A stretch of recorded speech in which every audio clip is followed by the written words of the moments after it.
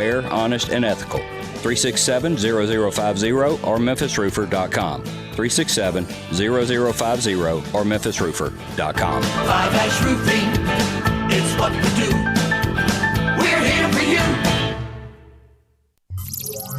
Welcome to Sports 56 Mornings with Peter Edmiston and CJ Hertz on AM 560, 96.1 FM, and 87.7 FM. Now, here are your hosts, Peter and CJ.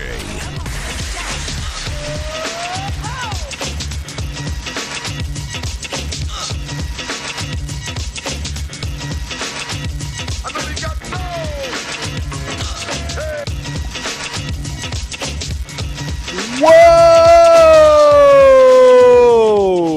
Good morning. How are all of you doing? Please answer one at a time.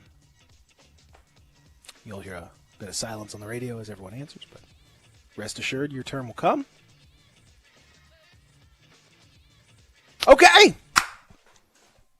Everybody's doing great or terrible or somewhere in between, and that's okay. And that's wonderful. Whatever you are, I hope you're either going to stay that way or it's going to change, depending on what you would like. I'm Peter. He's CJ. Hey, everybody.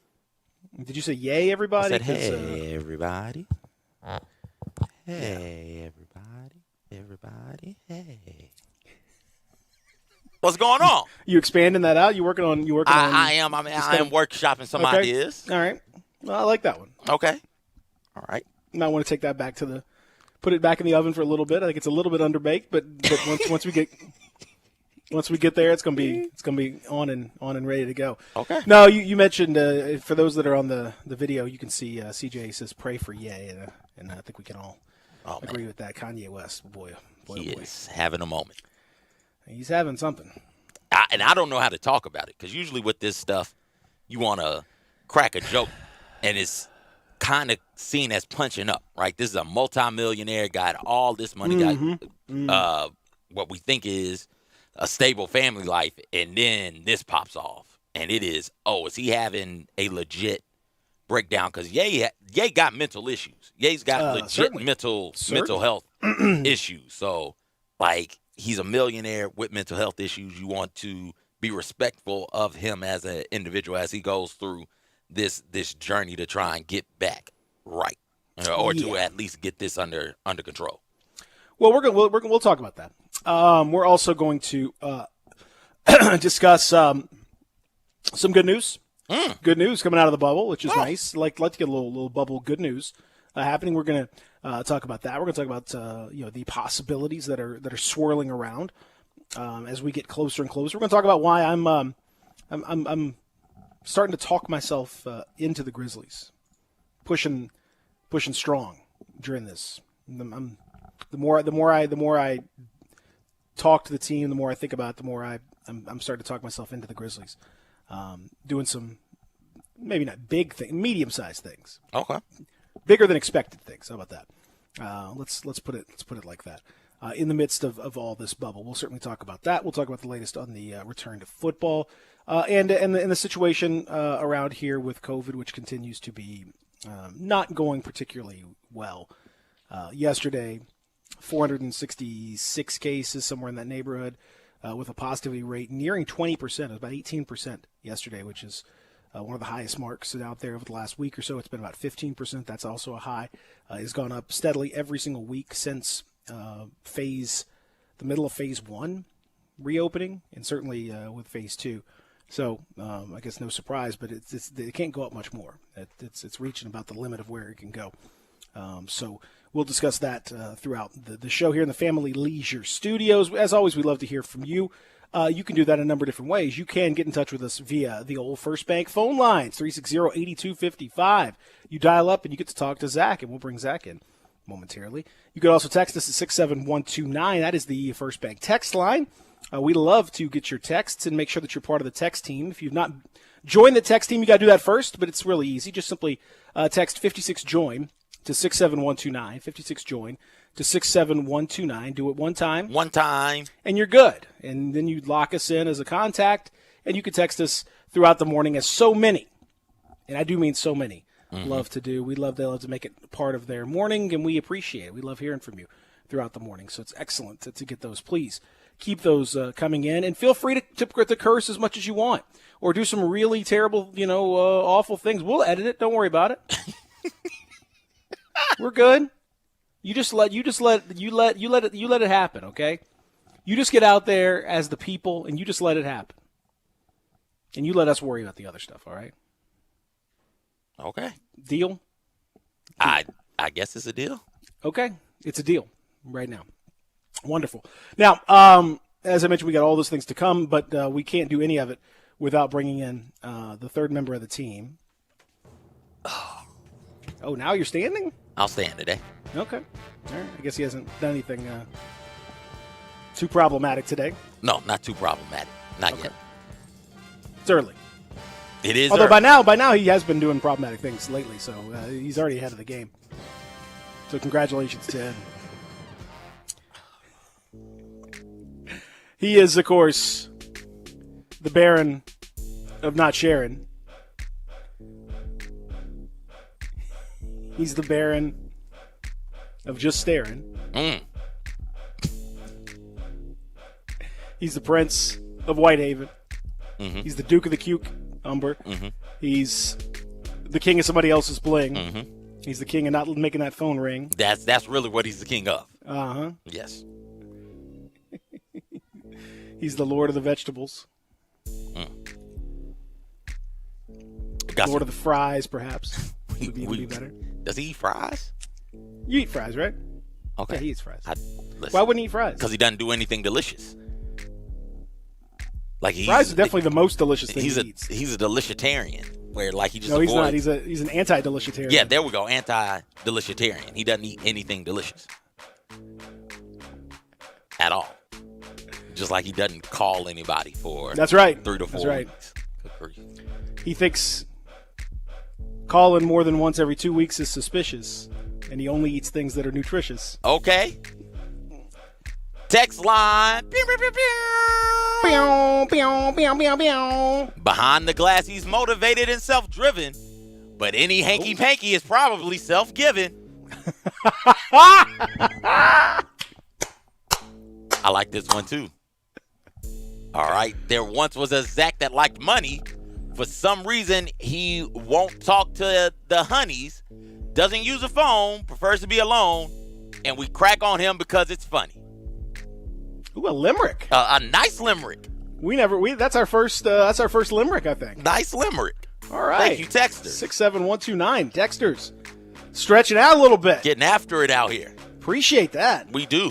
Thank you so very, very much. Where's yours, CJ? Oh, yes. You got one today? Oh, or are you just going to let the texters take care of it? You know what? I'll just let the texters take care of it. I'll come up with a really good one or two for tomorrow. No, you won't. I won't, but No, the you texters won't. got me. The But texters got me. you can pretend like you will. Maybe that. I should just lie like the texts are mine. Nobody's going to know, except for the person texters texting would in. know? The texter. Yeah, would know. the texter would know. Yeah. That particular texter would know. You're right. Yeah, but that's fine. That's not fine. It is. We care about our texters. We want them to get the credit that they deserve. Nah, they'll be okay. But no, I'm going to come up with one or two. I'm going to come up with one or two. Boy, oh boy, this guy right here.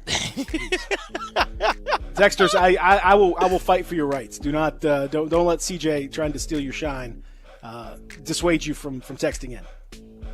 You understand that? Thank you. Yes. All right, ladies and gentlemen, he is of course Westwood's own, the master of the oatmeal raisin cookie, the Subway Slayer. Oh my gosh. Zach. Boy.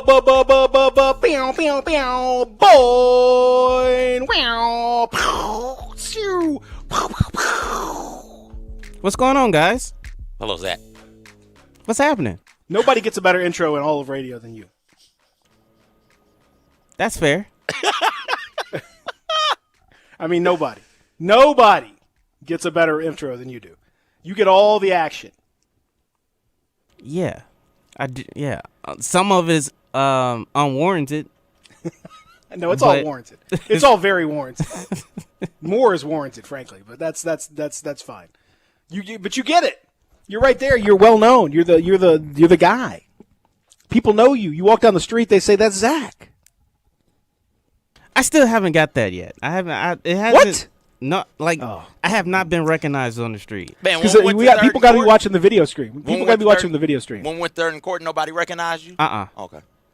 We went to. They recognize CJ though. I think we went to the kickback, but I knew somebody there.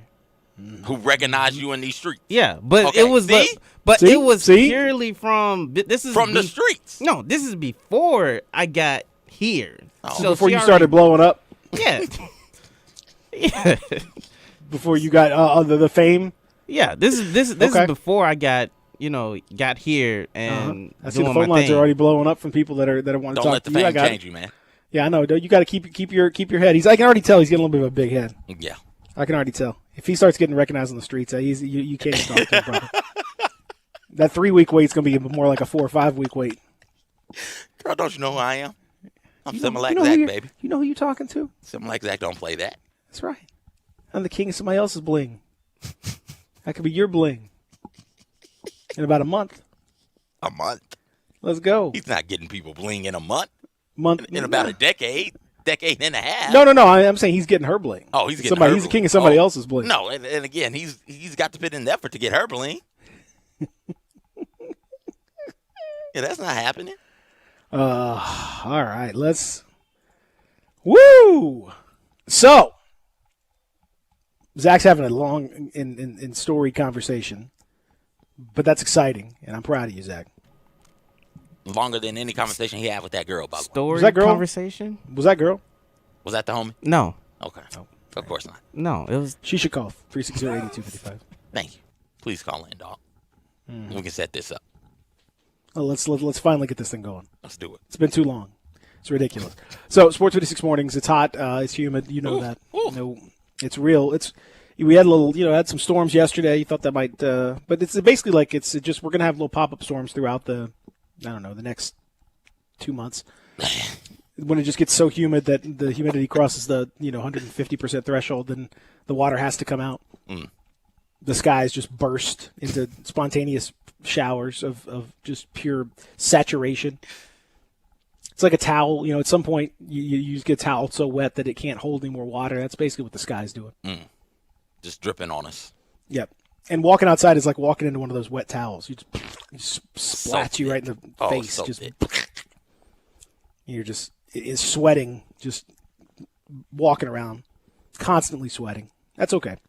That's welcome to summer. That's where we are. So everybody just know that. Going forward, as I mentioned, we got a big show today. You wanted to make sure that you mentioned it. I don't even know how to, as you say, I don't even know how to talk about it. But it's a thing. Should we be legitimately concerned about Kanye West, his sort of random attempt to become president or to run for office or something, but he's not really. He didn't submit the signatures in Florida. He didn't hit the threshold in time in South Carolina, apparently, even though he had a rally there the other day. I'm not sure how this whole thing is going to go. And then he's on Twitter last night, just sort of just freaking out, basically. Yeah. I don't know what to do with that. I don't know. I'm not trying to belittle a guy who's in the middle of a mental breakdown. He clearly seems to be in some sort of a mental distress. But with Kanye, you never know if it's just performative or if it's a legitimate, kind of thing. I think in this case it seems legitimate, but there's always that little glimpse of performance with Kanye. Yeah, and that's what makes it really hard. But this feels different. This feels like it's something more going on. And that rant he went on, I caught one of the rants that he went on. I didn't catch all the references to Halle Berry and Bill Cosby, all of that stuff. I had tuned out by then. But this, come on, man. This feels different, though. This doesn't feel performative. This feels like somebody who is manic going through a moment. And I hope that his family and loved ones, people close to him, can reach out to him and get hold to him and get him some help so that this doesn't devolve into something much worse. Right now, it's kind of quirky, and if you wanted to, I get it. I'm here for the jokes too. It's quirky. You can make jokes about it right now. The fear though is that this episode goes longer than intended and becomes something much worse and something much more detrimental to him and his loved ones. If that's your boy, Chance, that seems to be your boy. Mm-hmm. Kid Cudi, like reach out and just see, and you never know Elon Musk. If you offer him the right words to get him motivated to get the help or to break through, because I don't think he lacks motivation. I don't think he sees anything wrong with what's going on right now. And that is a function of where he is mentally, the mental distress in his own mind. So if you know Kanye and you got love for Kanye, reach out to Kanye and see if one of the things you say to him, if any of your words could move Kanye towards a psychologist, a psychiatrist of some type. So if any of our listeners are out there and they know Kanye, just reach out to Kanye. I'm pretty sure Chance or listens. Chance listens. Chance, all right. Well, Chance, reach out to Kanye. You know you've got your own set of problems, but we'll put those to the side for now, and we're just gonna focus on Kanye. This again, ordinarily after 4 years ago or whatever, you would just kind of dismiss all this stuff, but like it's been a weird 4 years, and now anyone, frankly, could theoretically run for president, and I can't rule them out. I don't know. If Kanye put up a legitimate, ticket and ran an organization, he could. I mean, I don't know. So at first I'm like, he might be. This might be something that's like, halfway legitimate. And now it just, it's clearly an avenue for him to have a breakdown and talk about the family stuff. And I don't know. And once you get the kids involved, that becomes a real big issue there. So I don't even want to get into all that. Suffice to say, though, it's here's what I would say on the whole thing too. I think it's interesting. So I think it's good for us to sort of mention it because it's just kind of it's out there. But by the same token, you don't have to give it undue attention. You don't have to feed it. You can note it and say someone needs to go and help this guy. And then you can move on because part of it is fed by that attention. Mm-hmm. Part of it is that attention-seeking behavior, and if you jump in there with that attention, then you're just going to fuel it even more so. So you don't have to retweet, you don't have to amplify, you don't have to spend hours discussing it. You can simply say, "Man, I hope this guy gets some help," and that's pretty much that on that.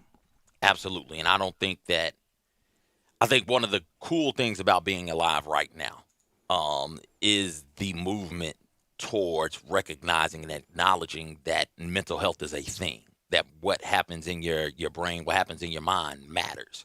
And this is one of those instances where we're all learning how to deal with somebody like this in a way. And it always takes some sort of celebrity because we feel like we know celebrities. Like they're famous, everybody knows them, we feel like they're neighbors of ours, and sometimes this is what it takes to get to take another step forward in progress and make that next step, to take that next leap. You have to have Jackie Robinson in the major leagues before people begin to take a step back and look and say, oh, well, black people can play baseball. I'm sure some of them would be fine to have in neighborhoods or at my job or in schools with my kids or something like that. So this is one of those, I feel like, situations where we don't talk about it a lot, mental health, and because we don't talk about it, because we don't acknowledge it all the way, we haven't had to deal as individuals with somebody having a manic episode like Kanye is doing very publicly right now. And this is a chance for all of us to learn how to interact in that space so that we don't make things worse and we don't belittle and we don't talk down to, and we find a way to help this individual out. And once we learn to do that, we can then look at the individuals in our families and in our communities and help them out as well. Well, the other thing is that he kind of ended the whole thing with his album track listing and all that stuff. So I mean, you get the feel that this is a little bit of a publicity stunt on top of everything else. So I don't know. This doesn't feel. I think Kanye has always been on the edge of sanity. Well, I think there's a phrase, as you know, I'm a wrestling fan. CJ. I thought you were going to say phraseologist. Well, I'm also a phraseologist in Okay. addition to being a wrestling fan. And there's a phrase in wrestling that I think applies here, and it's called working yourself into a shoot. Okay. So a shoot is when you work. Wrestling is a work. A work is something that's already done and dusted. It's already the angle Right. is written and discussed beforehand. It's a work. The whole thing. Wrestling is almost entirely a work. Everything that you see out there is pretty much worked, discussed over, and planned out.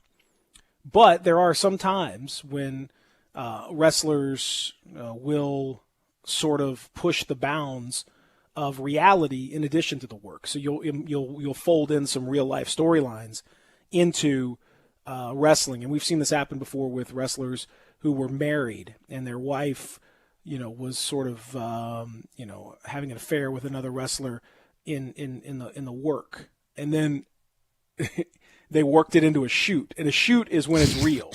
A shoot is when if something happens out there, you'll hear wrestlers talk about something as shoot this, shoot that. That means it's real. That's a real thing. That was not part of the script. That was a legitimate thing. That was a shoot punch. That was that kind of thing. And so the term is called working yourself into a shoot, where you have this really sophisticated angle that you're trying to pull off. That's a work, and it's so sophisticated and so weird and so whatever that it ends up being a shoot, and you end up actually putting yourself in that. And I think Kanye is working himself into a shoot here. I think this whole thing was supposed to be, maybe years ago performative, and over the course of time it has just kind of developed into something now that is just a legitimate. And you could sort of look at it whatever way you want to look at it, but that happens with some of these guys. It happens more than you think. Yeah.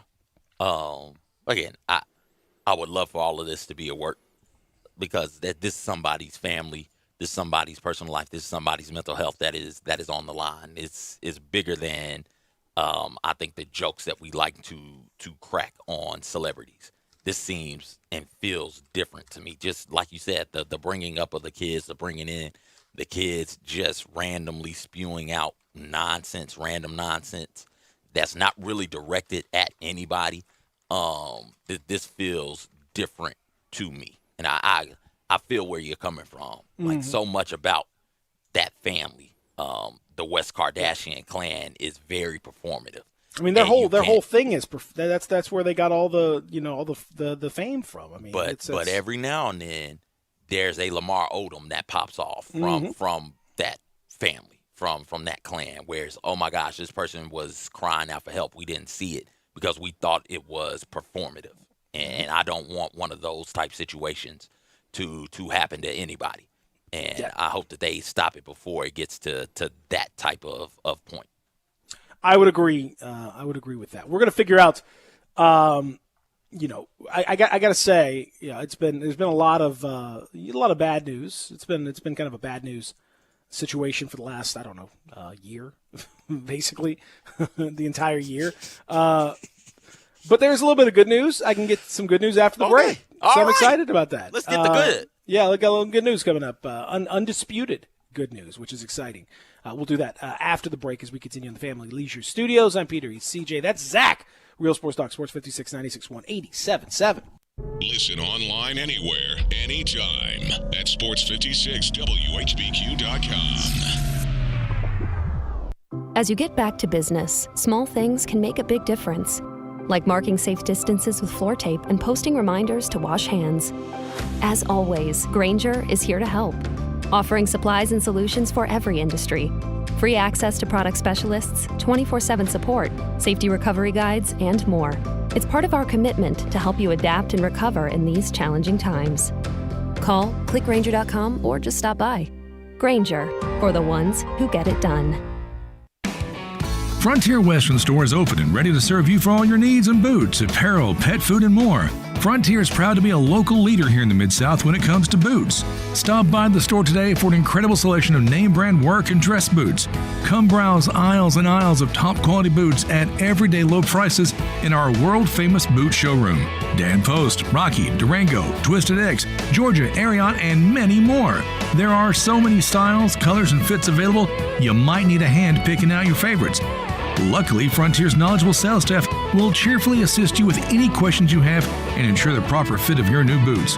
Frontier also has an amazing selection of jeans and shirts by Wrangler, Ariat, and Carhartt, as well as a fully stocked women's boutique department with thousands of tops and dresses at unbelievable prices. New arrivals often. Frontier Western Store, 5880 Gilman Road in Olive Branch, and on the web at frontierwesternstore.com. Family owned and operated since 1967. All 75 months at 3.14 APR, G4, LHF 07822, Outlander LUO 28772, Eclipse LZO 16320. Includes all rebates and incentives. PF 59875 excludes tax, title, and license with approved credit. See dealer for details. Offer valid through end of the month. Dealer stock only. Drive your ambition with a new ride from Gossett Mitsubishi on the Pike. 2020 Mitsubishi Mirage G4, $149 a month with 41 MPG highway, or buy for $12,435. 2020 Mitsubishi Outlander Sport is ready for any adventure at $229 a month, or buy for $18,533. And cross over to summer in a 2020 Mitsubishi Eclipse Cross, only $19,147 or $239 per month. And better yet, they're all backed by a stellar 10-year, 100,000-mile powertrain warranty. Mirage G4, $149 a month. Outlander Sport, $229 a month. And Eclipse Cross, $239 a month. Feel safe and confident while shopping at Gossett Mitsubishi, 1870 Covington Pike, or shop online at memphismitsubishi.com. If you want it, we got it at Gossett Motor Cars. Hi, this is Rob Brown. Join Pete Cordelli and me for Sidelines Saturday mornings, 8 to 10 a.m. on Sports 56, 87.7, and 96.1 FM.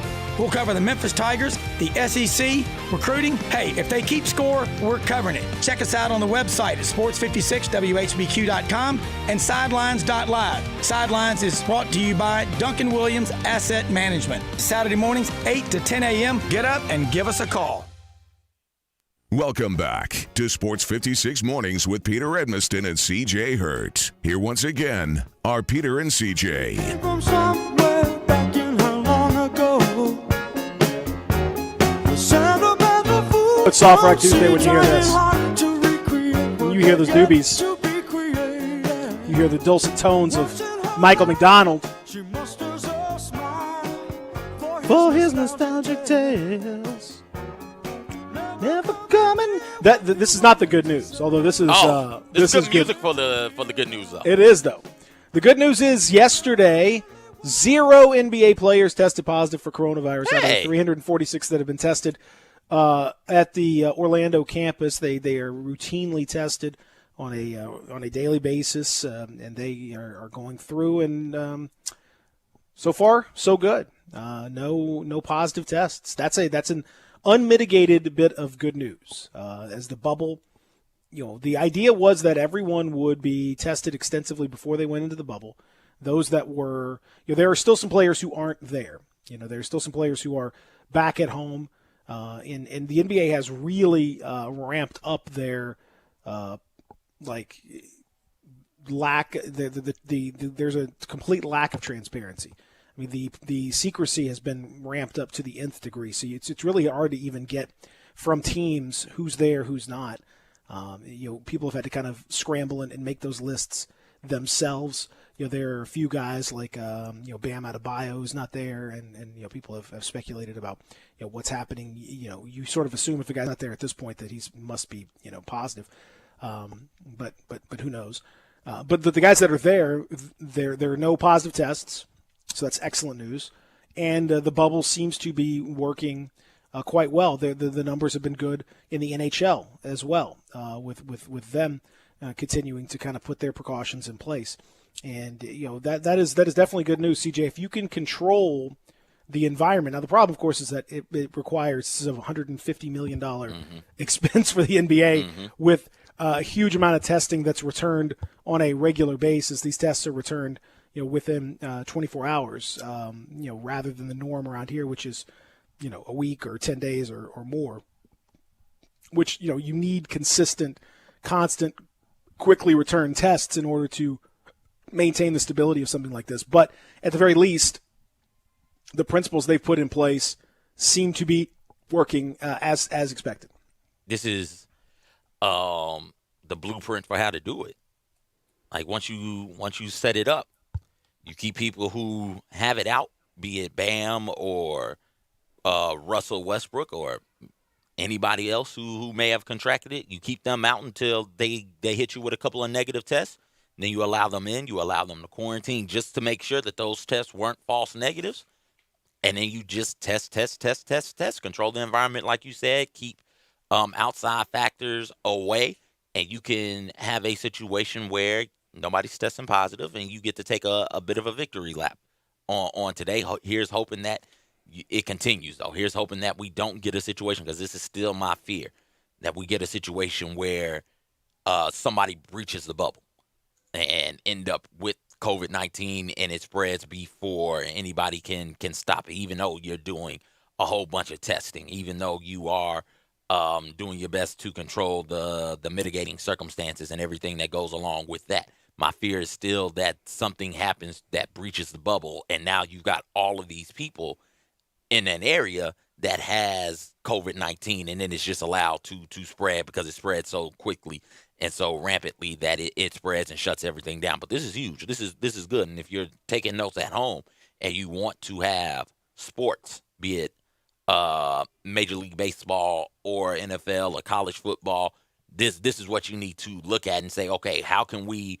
might not be able to do the full-on bubble, but what aspects of the NBA bubble can we take to our sport to make sure that we are mitigating the risk and putting our athletes in the safest conditions possible while they go out there and compete and entertain the masses.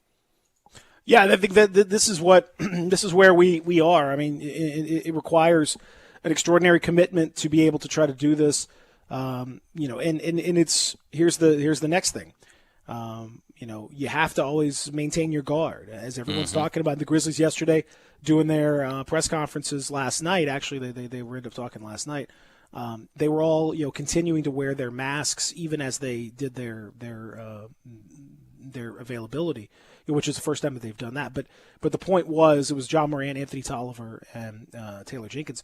But the point of that was that they were trying to really hammer home the idea of wearing the mask and continuing to wear the mask. And, they didn't even take it off to talk. Most players, and they've always taken it off when talking to the media. Now they are not doing that. And, again, it's just kind of a reminder of what they think is important. And they're all, they're being pretty vigilant by all accounts. I know that the snitch hotline has been the source of a lot of jokes and sports radio theater and all that stuff. But it is important, if you're going to have a campus atmosphere and bubble and all that stuff, it doesn't work if you have a few people out there just clowning around and not doing it and getting reckless. That's all it takes, because if you get one case in this bubble, it will spread quickly, because once you're in the bubble, you're still taking plenty of precautions, but you are close together. You are on a team. You're out there on a court. It doesn't take long for that thing to spread. So it's vital that you keep that thing at bay, and what all those precautions are there to do that. The concern obviously is still with the employees that are in and out. The concern is with the restaurants and all that stuff. But so far, so good. And, fingers crossed that continues, because, we are just days away from the first scrimmages. We are about a week and a half or so away from games getting underway, potentially, and that would be amazing. We got to get there, and we got to hope that it all kind of goes well. But so far, at least, so good. Everybody wants sports. Everybody wants to return to some semblance of normalcy. I think where people begin to split is the risk associated with that, where some don't want to take unnecessary risk or want to make sure that we've thought all the way through the situation to make sure that we can do things safely and securely.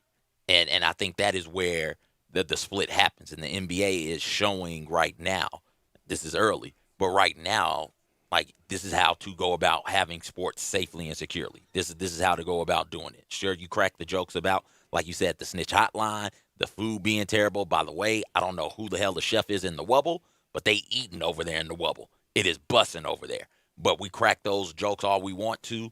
But the NBA has done a good job of testing, getting the test results back quickly, and isolating, quarantining those people who end up with COVID-19 and not letting them into the bubble. I think that on a much larger scale, if you wanted to extend the thought all the way out, something similar could be done in society at large, where you sit there and you get these tests. Not only do you test, but you get the results back quickly. You do a better job quarantining. You do a better job self-isolating. You do a better job contact tracing. And we can see, not just over here in the NBA, but we can see around the globe what that has done to the coronavirus pandemic in other areas and how they really snuffed it out by simply doing those things. And over here, this is an example in the United States of it working, of getting back to normal by using science and data to push you and drive you and taking the steps necessary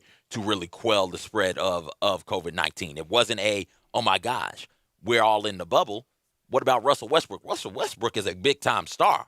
He's got it. He can't come. We don't know what was up with James Harden, but like you said, if they're not there, feel like it's kind of safe to assume that they had it at one point in time. James Harden, another big-time star. He's not, he can't come, but he's a huge star. He matters. Yes, he does, but everybody matters. And we can't have him in there with it. All players matter.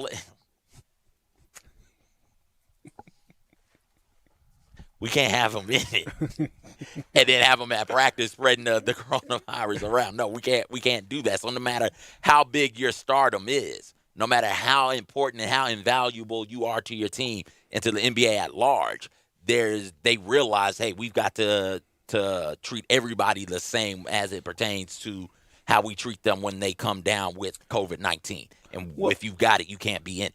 The thing is that if there's a limit, I think, to how much we can take from this. I mean, you could certainly take the idea that if you have enough testing and enough of a bubble and enough of then you can start to better control your situation. But the amount of resources that are required to do that right now are huge and vast. And there is a separate moral issue which we've not really wrestled with a whole lot, here and there. The idea being that, of course, in Florida, where you are still struggling to get test results, and if you look even around here locally, like the numbers of tests that are reported are fluctuate wildly. It was you've had 3,000 on one day. You've had yesterday was 1,600 or so tests that were reported. And they're just a backlog, and so they come in bursts, and then they tamp back down, and the results that you're getting today were probably tests that were done a week ago. And that's so you can say the NFL has talked about their new policy, and they're going to have testing every day because the players have asked for it, and I think that makes perfect sense. But they're saying, well, we've contracted with a private group, and we're not going to take any capacity away from people. But my question would be, why isn't that capacity already being used for people? How could you have private capacity that is just sitting there untouched at the moment when we are in the middle of a major crisis in the country, and people don't get any results? People are not getting their results in a timely fashion. Pretty much anywhere around the country, they're struggling to get it done. If we got labs that are just sitting there waiting for action and are not getting themselves involved in this thing, that's immoral. I mean, that's ridiculous.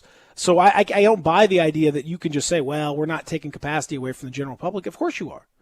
Now, the question is that worth it? I mean, maybe some would say that having sports is enough of a moral benefit and enough of a morale boost for the people and everything else that, yeah, it's worth it. It's worth them getting preferential treatment. It's worth them taking tests away from the general public. It's worth them taking capacity away from the general public in order for that to happen. I don't think that's necessarily true, but maybe you could make that argument. But you can't make the argument that that's just some random capacity that we're generating out of thin air. Why isn't that capacity already in use? I mean, what morality is that? If you're sitting there with a lab that's just twiddling their thumbs, waiting for some action in the middle of this thing when people are waiting weeks for this, I don't buy that. I think that's a convenient moral argument to say that we're not taking capacity. How are you not, Peter? I mean, what's supposed to happen? Are they not supposed to spend money to get the best? Does money not drive everything over here? Because it does. Money affects access to health care. Clearly, in this situation, we see how the money affects access to health care. It's always affected access to health care. What are the people with the money supposed to do? Not use it to their advantage? No. That's not my argument. I'm not saying that. I mean, I get what they're doing. Mm-hmm. What I'm saying is you have to be honest about what it is. Mm-hmm. Be honest about what the argument is. I understand their idea of spending the money and why they're doing it and all that. What I'm saying is you can't just say that you are doing that and it has no effect on the rest of the population at large. You can't say I'm spending money to jump to the front of the line and therefore everything else is exactly the same as it would have been without that. That is not true. That is a false argument. You can't have labs that are sitting there not part of the capacity because they're waiting for massive infusions of money from the NBA or the NFL or whoever else. That can't happen. That's my argument. So I'm saying it's a convenient way to say it to make yourself feel better. That okay, we're not taking capacity from the general public, but the truth is you are. You absolutely are. You have to be. There's no way around it. And so the question becomes, is that okay? Are you okay with that? Well, maybe you are, maybe you're not. But let's have the argument the way that it actually is, rather than just make up some fantasy argument that you're inventing capacity from out of nowhere when that isn't the case. That is and it goes to one of my main issues with the whole pandemic, all the way up to this point. Like that's not on the NBA. That's on leadership. That's on somebody who should have stepped in and be like, no, we don't operate that way. We don't operate in such a way where money grants you better access to health. If we have, if life, liberty, pursuit of happiness, like really matter, like if that's a core value of this nation, I think the nation wants it to be. Well, your health has a direct implication that you can draw a direct line to life with health. And so if you're saying everybody has that right to life, then what you're saying is everybody has a right to be healthy, and that your money does not mean that you jump people in line. However, we live in a society where money does allow you to jump in line, not just from a consumerism standpoint, but from a health standpoint, especially from a healthcare standpoint. The people with the money get the best healthcare, have the best access to the healthcare. And in a global pandemic, what you would have liked to have seen, what I would have liked to have seen, is that money kind of be thrown out the window, that wealth component of this be kind of tempered a bit and say, hey, we're all in this together. Everybody's dealing with the global pandemic. Leadership would then step in and say, hey, if you've got a available lab, we're going to use that to get these tests out, one, and to get the results back fast, two. But that's not what leadership is doing. And so if leadership, in the absence of leadership, you then as an entity have to look out for you. You just have to. And that's unfortunate. That's callous. That's cold. It is really dark and grim when you think about it that way. But I can't say that the NBA should be doing anything else if leadership is not going to step in and demand it of them. Well, like I said, I'm not necessarily saying that the NBA, should stop or anything else. I'm just saying that we have to just be honest about what's happening. That's it. Just call it like it is. In the NFL, same way. I mean, in MLB, same way. And then if you want to get into a deeper discussion about the morality of the a for-profit system that is simply at the beck and call of people that have enough money to jump to the front of the line, then we can have that conversation. That is more than just testing. That's more than just coronavirus. That's everywhere. That's where we are right now. So we can have that discussion. My point is just that there's a lot of people who will come up with an idea. I think it's great. As I said, it's unmitigated positive news what's happening right now in the bubble in terms of not no spread of the coronavirus, no positive tests, everything's cool. That is definitely positive. That's definitely a good sign. Shows that it's working at this point as it's supposed to. That's thumbs up right there. My point is just that you have to be honest about what it takes to do that, and how it is not applicable to the schools locally or anywhere else in the country. How it's not applicable to colleges. How it's not applicable to communities. It is a complete and total sui generis. It's that's it. You can't. Nothing else can happen. It's its own thing, and that's it. And same thing with these other leagues that have literally billions of dollars potentially to play with. It requires that much in our system. It's a shame that it does, because we got a lot of people out here that are I don't know if you've seen what's going on in McAllen, Texas. But it is rough. It is awful. The state of those emergency rooms and what they're doing with those patients, and man, it's awful. So I struggle with that a little bit. I mean, if I'm being honest, I struggle with that disparity. We all should struggle with that disparity, because what is happening right now, and you hit the hammer on the head. Or hit the nail on the head. Excuse me. What is happening is showing you, if you got the money, this is easy. This isn't hard. If you got the money, but who's got the money? Does your local school district have the money? No. What about your local place of higher education? Do they have the money? Most of them, no. No, they don't. And they're asking these organizations to put in some of these provisions that we're talking about. Put in different, but they're not giving them PPE. They're not giving them money to actually buy the stuff. They're not giving them any kind of. And they're saying, well, you got to make it safe. Well, okay, cool. Where's the money at to make it? Yeah, safe? how am I going to do that? Money has a way of making everything a little bit better, and in this case, money has a way of really driving down the numbers so far of the coronavirus. So it's twofold. It's the bubble and the money that the NBA has to be able to put everybody in the bubble and to do the testing and to get the testing back quickly. If only everybody had the money. So then the next question is why everybody doesn't have the money, to me. And if it is so important to you to get things back open, well, then it must be pretty important to you to spend the money necessary to make sure that they can open safely and that people have faith in everything opening up. It's not hard.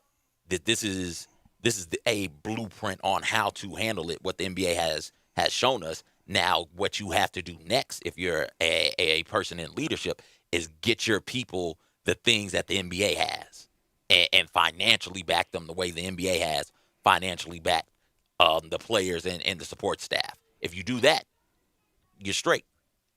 People aren't going to do that, though. People don't want to do that for whatever reason.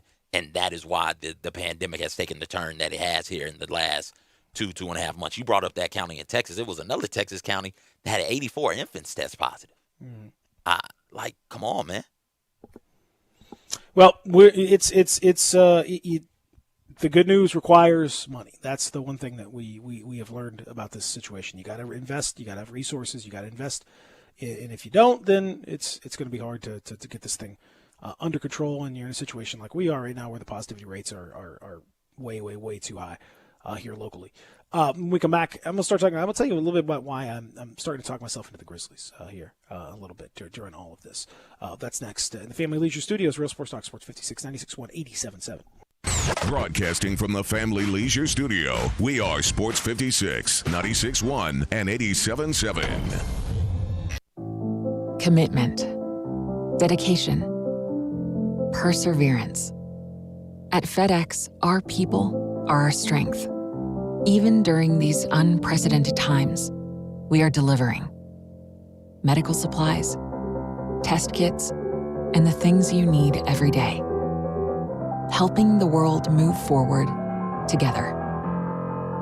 Strength, what we deliver by delivering. FedEx.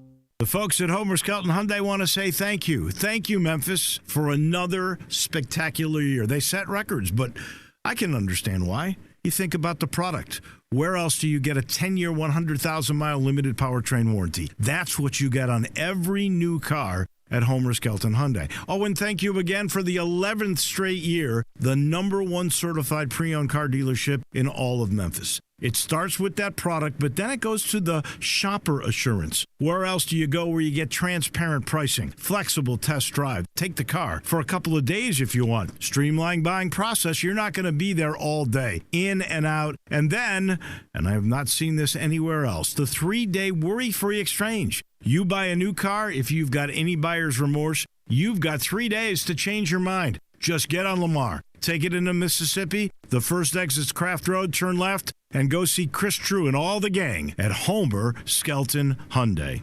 Farmers Insurance knows that there's a not-so-subtle difference between the sound of a car hitting your rear bumper and the sound of a clown car hitting your rear bumper. Whoa, whoa, whoa, whoa, whoa! Sorry about that! We call that a 3-ring fender bender, and we covered it. Talk to a farmer's agent. They know a thing or two because they've seen a thing or two. Call Chad Gatlin at 901-235-1176 or get a fast quote at memphisfarmers.com. We are farmers. Bum, bum, bum, bum, bum, bum. Underwritten by Farmers Truck Fire Insurance Exchanges and Affiliates. Products not available in every state. The IRS finally caught up with Louie. I hadn't paid my taxes in 8 years. I owe the IRS a lot of money. Louie was in deep trouble. We're going to take your house, put a lien on your bank account, garnish your pay. They don't care. They're going to take your paycheck. Louie found out about Optima Tax Relief, the leading tax resolution firm. A-plus rated by the Better Business Bureau, they've resolved over $500 million for their clients. Optima Tax, they helped me. They calmed me down. They made me feel comfortable, and I trust them. Louie has a lot to be thankful for. I don't owe the IRS anymore, and I'm able to live a comfortable life, a lot better life. It was because of Optima Tax. For tax help you can trust, call Optima now for a free consultation. Take it from Louie. If you owe the IRS, don't go it alone. Give Optima Tax a call. They can help you. Call 800-473-9933. 800-473-9933. 800-473-9933. Optima Tax Relief. Testimonial from an actual client. Some restrictions apply. For complete details, please visit OptimaTaxRelief.com. At O'Reilly Auto Parts, we'll help make your auto repair, maintenance, and restoration projects easier. So when your car isn't stopping like it used to, our professional parts people will help you find the brake parts and supplies you need to do the job right the first time. Now, for a limited time, get 15% off a set of Brake Best pads and 2 rotors. O'Reilly Auto Parts. Better parts, better prices every day. O'Reilly Auto Parts. At Jason's Deli, you can stuff yourself full of great deli food that's healthy, fresh, and best of all, it's not expensive. Jason's Deli is all about choice. Whether you're looking for a gluten-free menu, vegetarian sandwiches, healthy kids' meals, or if you'd like to invent your sandwich via the Build Your Own selections, Jason's Deli has you covered. And they only use fresh, wholesome ingredients. Choose from the club and specialty sandwiches, paninis, wraps, soups, salads, pastas, and much more. I love the cleanliness in the restaurant, the hospitality, and of course the cost. They have a huge salad bar and great soups, including Southwest chicken chili, fire roasted tortilla, organic vegetable, tomato basil, and many, many more. And if you're planning an event, their catering department is fantastic and can handle any size party. Go check out Jason's Deli's 4 locations. On Ridgeway in the Park Place Center, that's my favorite, on Germantown Parkway in Cordova, at Poplar and Highland, and on Goodman Road in Olive Branch. Welcome back to Sports 56 Mornings with Peter Edmiston and CJ Hurt. Here once again are Peter and CJ. Soft Rock Tuesday. Christopher Cross right there. Sailing right through the bubble. Now, I mentioned talking myself into the Grizzlies. I got to tell you, the longer this thing goes on, now I'm hopefully I'm not jinxing it, but the longer this thing goes on, and with the minimum possible drama from the Grizzlies and other teams, dealing with various things that are going on, I got to say, the Grizzlies have sailed through. They've had excellent chemistry. They've had productive team meetings. Taylor Jenkins talking yesterday about them getting together to watch 13th and have a big roundtable discussion. And they've been doing that on a fairly regular basis. Talking about issues of race and then obviously collectively dealing with the coronavirus stuff. Everyone's healthy. They've worked pretty well together. By all accounts, John Moran has been on point and has been in excellent form in these in these inter-squad scrimmages. They've had a couple of those now, including one yesterday. CJ, I don't like you can make the case a young team that has had a quote unquote off season to synthesize the information that they got through the regular season, get healthier, come back. If they can just shoot a little bit better, I think they could be some trouble. I think they could surprise some folks. What does that mean to surprise some folks? Are we talking get out of the first round type surprise? That would be shocking some folks. If they beat the Lakers, oh boy. No, I'm not saying that. What I'm saying is they could win more than most of the national observers that I follow are still talking mostly about the Pelicans, and kind of, I'm not going to say overlooking the Grizzlies, but just kind of like, the Grizzlies will probably be there, but not really spending much time thinking about what they're going to do and saying, they'll go, 2-6, 3-5, and I think they could win, 5 of these 8 games. I think they can come out of the gates strong, and I think they would get to the playoffs, get in, whatever play-in situation they got to do, get in the playoffs, and I think when I talk about making some noise, I talk about winning maybe a couple games against the Lakers. Okay. Taking that thing to 6. I think if they leave the bubble with 7-8 wins, that is impressive. That is encouraging. The bubble is full of teams that are in playoff contention, and it's not going to be easy.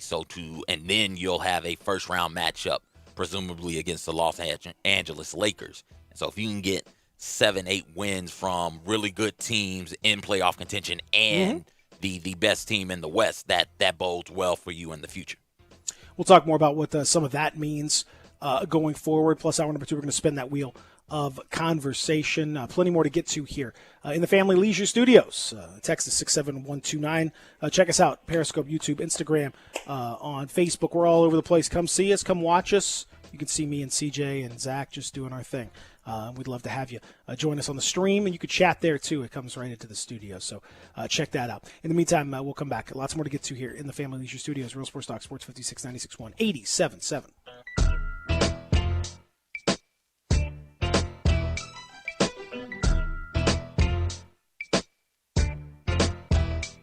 Hey, frequent heartburn may keep you from running your A game, but it doesn't have to anymore. Join the Prilosec OTC 2-week challenge. Just go to PrilosecOTC.com. You'll get $3 off to get you started, plus 14 days of tips, tricks, and reminders. Just 2 weeks, 0 heartburn. Go to PrilosecOTC.com and sign up today. 0 heartburn is possible with Prilosec OTC. Use as directed for 14 days to treat frequent heartburn, not for immediate relief. I Buy Houses, 901-406-1101. That's 901-406-1101. I Buy Houses. I Buy Houses will buy a house in any area, in any condition, and yes, it's guaranteed to close in 5 days. If you need to sell your home quickly, call 901-406-1101. If you've been through a divorce, if you lost your job, if you're tired of renters, I Buy Houses can get you your money quickly. I Buy Houses will buy your home in Shelby County, DeSoto County, Memphis, Bartlett, South Haven, Horn Lake, Olive Branch, anywhere and everywhere in between in any condition. And yes, they're open 24 hours a day, 7 days a week. I Buy Houses, 901-406-1101. That's 901-406-1101. Grab that pen, 901-406-1101. I Buy Houses. Blood and plasma donations are more important than ever. People all around the world still depend on the medicine your plasma helps make. That's why Interstate Blood Bank and Plasma Biological Services are open and will remain open for our donors. The United States government has declared blood and plasma donation as a critical infrastructure industry. That means healthy donors are allowed to travel to and from donation centers regardless of any stay-at-home mandates in your area. We need you to keep donating so that we can continue to manufacture these life-saving medicines. We understand that you may be concerned about COVID-19. The health and safety of our donors and our employees remain a top priority. To limit the spread of the virus, we're taking additional measures to ensure our centers are safe and clean. Donating now is more important than ever, but please do not come to the center to donate if you are not feeling well or have a sore throat, fever, cough, or shortness of breath. We are doing our part so that you can do yours. Come donate today at one of our IBBI or PBS locations across the Memphis area. Hi, I'm Troy Fiveash, owner of Fiveash Roofing. Do you have any idea why I never speak the way I am right now? It's because if you're honest, sincere, and knowledgeable, you do not need fast-talking, high-energy, gimmick-promising advertising to get a customer's attention. Speaking of that, how do you think companies can offer huge rebates and giveaways when you use their services or buy their products? By overcharging you in the first place, that's how. Fiveash Roofing doesn't operate that way. It's misleading and dishonest. When I provide a customer with the best products and the best service possible and do it at a fair price, why would I need gimmicks to sell it? Best products, best warranties, and best service possible. That's all we offer. Well, that and financing. 5 Roofing, proud partner of the Memphis Tigers and the official roofer of the Memphis Tigers home team. 5 Roofing, fair, honest, and ethical. 367-0050 or memphisroofer.com. 367-0050 or memphisroofer.com. 5 Roofing, it's what we do. We're here for you. Start your day at Sunrise Memphis. Located in Midtown, enjoy delicious biscuit sandwiches and all their menu has to offer with quick and easy to-go and delivery options. Whether it's breakfast, brunch, or lunch, don't distance yourself from great food. For more information on Sunrise Memphis, visit sunrise901.com or call 901-552-3144 to place your order. Stay healthy and eat Sunrise Memphis today. We are Real Sports Talk. Sports 56, 96.1, and 87.7. Available on your radio dial at 560 AM, 96.1 FM, and 87.7 FM. As well as online around the world at sports56whbq.com. Take us with you everywhere on your phone or tablet by downloading the Sports 56 app. And at home, tell Google or Alexa to play Sports 56. Wherever you are, stay tuned to Real Sports Talk. Sports 56, 96.1, and 87.7. We are Sports 56 WHBQ Memphis, WIVG-FM Tunica Memphis, and WPG-FLP Memphis, Flynn Broadcasting Stations. Welcome back to Sports 56 Mornings with Peter Edmiston and CJ Hurt. Here once again are Peter and CJ. Doing anything just to get you off of my mind. But when the morning comes, right back where we started again. And trying to forget you is just a waste of time. Baby, come back. You may have been saying that during the break, but we're back, baby. We did it. We're back for hour number 2. In the Family Leisure Studios, Peter, CJ, Zach with you on a hot Tuesday, a soft rock Tuesday, in fact. Getting closer and closer to, well, I'm not going to say the end of summer, but getting closer and closer to schools opening up, maybe, possibly. I don't know. That's a whole different can of worms. We'll maybe get into that later on. In the meantime, we talked about the bubble in the NBA and how things are going. I will tell you, as I mentioned going into the break, I'm positive about where. See, you could look at this a few different ways, CJ. Mm-hmm. If you want to be positive, you want to be negative. I mean, we can go. So if you want to be positive about where the Grizzlies are, this is basically a great opportunity for all of these young players to find themselves in a unique position where they can work together in a training camp environment, in a controlled environment. These are all relatively young players. Some of them have families. John Morant's got a little one, but most guys are still out there, unencumbered, single, and all that, and so they're, what do they care about living in the basketball bubble? What do they care about living in the camp?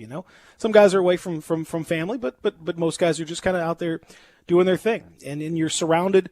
It's a unique environment, CJ. I think it's actually a good thing for some of these players. I could make the case for some of the bigger stars, or somebody like a John Morant, where you're literally just walking around and you're only surrounded by people that are in the NBA bubble. So you're only surrounded by teammates, by a few members of the organization, by a few other players. And that's pretty much it. They've even stopped allowing the media that are down there. There's a handful of media that are down there. They've even stopped allowing them to walk around with the players. So you don't even see the few media members that are allowed in the bubble. You don't even see them. So these guys are basically like, this is as close to just a regular life as they're ever going to have. I mean, if John Morant goes and walks around outside in Memphis, it's not going to take him long to get recognized and to get, this stuff. It's hard for him just to go to a regular restaurant, just sit down and hang out. It's extremely hard for LeBron to do that anywhere.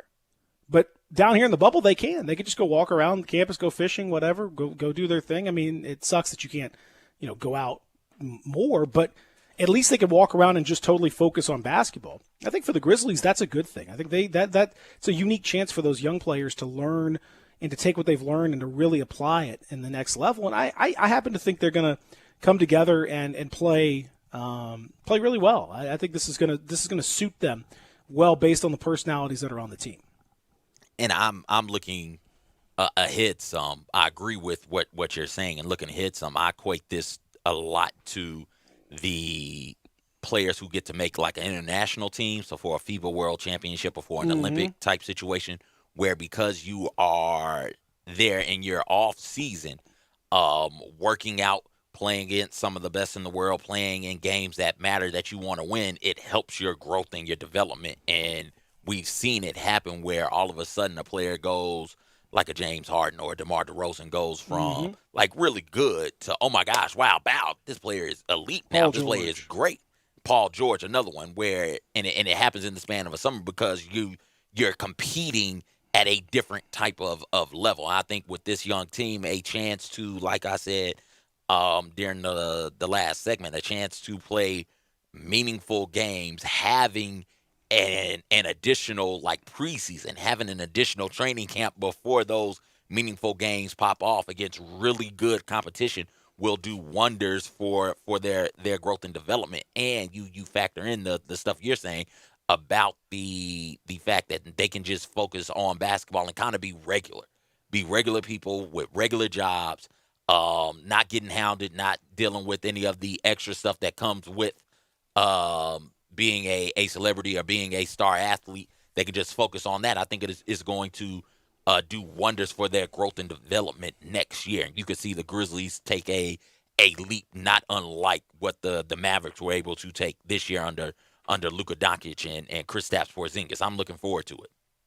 Well, and this is where, obviously individual players and individual work will show. Some players have been working harder than others when they were away from their teams, and now coming back, I think you'll see some of those gains that are potential. But all it would take for the Grizzlies, CJ, is for, if Ja Morant can just take and hit an extra 3 a game, maybe take 2 more and hit,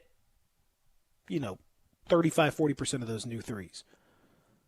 If you can get a healthy Jaren Jackson to continue to do what he's doing from the three-point line, if you get the Justice Winslow that can hit 40% from 3 rather than the one that can hit 25% from 3, and it's kind of up in the air as to which one you're going to get. All of a sudden, this is if that Grizzly team starts to take and make a few more threes, they are much more dangerous. That is the thing that holds them back right now, is just they don't take many threes, and they certainly don't make many threes. And so, that becomes problematic when you're going forward. How do you play the kind of offense they want to play without being able to space the floor properly? Well, there's some untapped potential there. There's a lot of untapped potential there. I think you need to take a few of those three-point attempts away from Dillon Brooks, with respect to Dillon, and slide them around. And, we've talked about it with Ja. If he can get that shot going, and if that extra muscle that he's got allows him to finish at the basket a little more effectively. He only hit, I think his dunk percentage is 76% this year. He's one of the lowest percentage dunk guys in the league. Now, one of the reasons is because he goes for some insane dunks. He tries to dunk from the three-point line. So that's going to affect you a little bit. But also, he just got bodied out and pushed aside, all that stuff. If he adds that little extra muscle and he finishes with authority, I mean, this guy, I think this is going to be, you're going to see the benefit of a little bit of an off season. I don't think this is a rookie anymore. No. I think it tells you that the NBA is going ahead and having these awards, including Rookie of the Year, without factoring in what's going to happen down in the bubble. I think that kind of tells you, like, this is a separate season. This is like year 1.5. They're not rookies. They may not necessarily be second-year players yet, but they're definitely not rookies anymore. No, they are certainly not rookies, and this is one of the more interesting things, the point you bring up about them not being rookies and this being a season 1.5 is so interesting and intriguing to me, and I really can't wait to see what that means. Imagine what would happen if you stopped everybody's season, stopped everybody's rookie season midway through, a little bit past midway through, almost 3/4 of the way through, and then just say, hey, you know what? Now you got a training camp. We're going to give you time off. We're going to let you heal up, and we're going to give you a training camp. On top of that, let's see what you are now. You're closer to a second-year player than a rookie at that point. and you just are. And so all that experience that you've garnered and gained in the first year or so of your career as an NBA player, now you've gotten a moment to take a mental break, let all of that information digest and process, and then go to a training camp and implement those things, and then play some meaningful games afterwards, right? This is going to be, from a development standpoint, not just for Ja, but for the team as a whole. This team, we forget because the season has been postponed, put on pause for so long, but we forget this is almost a completely different team right now. This is than what they had at the start of the pandemic, certainly at the start of the season, but since the start of the pandemic, when you're looking at Justice Winslow not being there, Jaren Jackson Jr. wasn't there, Brandon Clark wasn't there, Grayson Allen wasn't there, and all of those players are back and healthy now. This is going to feel differently, and you've got this season right here, this 0.5 season right here to work out the kinks for the next upcoming season. This is, truthfully, to me, unfair. This is an unfair advantage the Grizzlies are getting right now, and I fully expect them to make the most of it. They're going to be able to work out some of the kinks, and we've seen them throughout the course of the season adjust well on the fly and handle coaching on the fly, right? The mistakes that they were making in late November, all of a sudden mid-December, they're not making those anymore. That's why they were 500 for most of the season.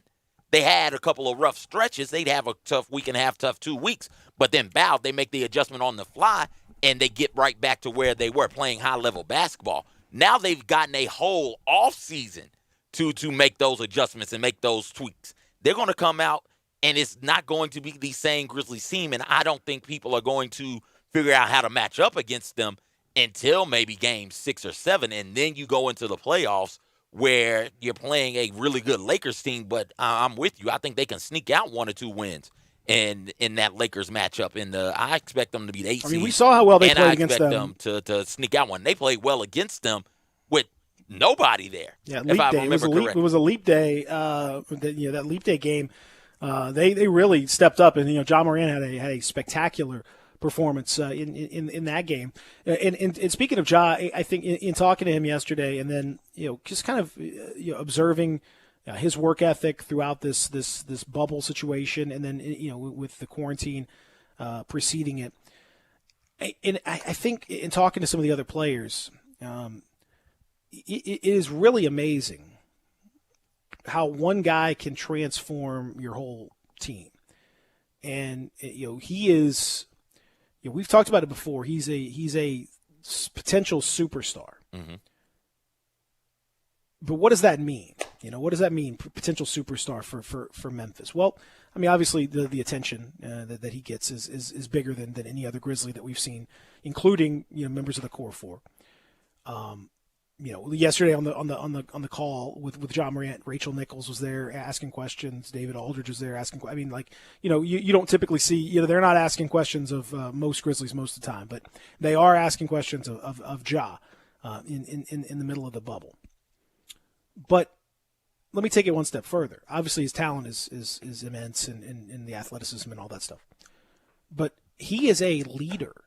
He has a leadership mentality on the court and off the court that is vastly more than you would expect from somebody of his age and his experience level. He likes to say he's built for this, but that is, I think, a fair statement. He has worked really hard. He set up a little camp, at his house out here, in Tipton County kind of area. He's not too far from where I am, and he's got kind of a whole, big compound thing. And he set up a group and camp and brought people, in and did the work.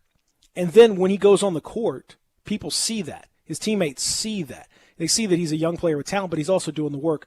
And then when he's on the court, CJ, he is a very selfless player. He plays the game with a pass-first mentality when he really would be within his rights to look for his offense more. But you see him go through entire quarters where he might take one shot, and he's just really trying to get other guys involved.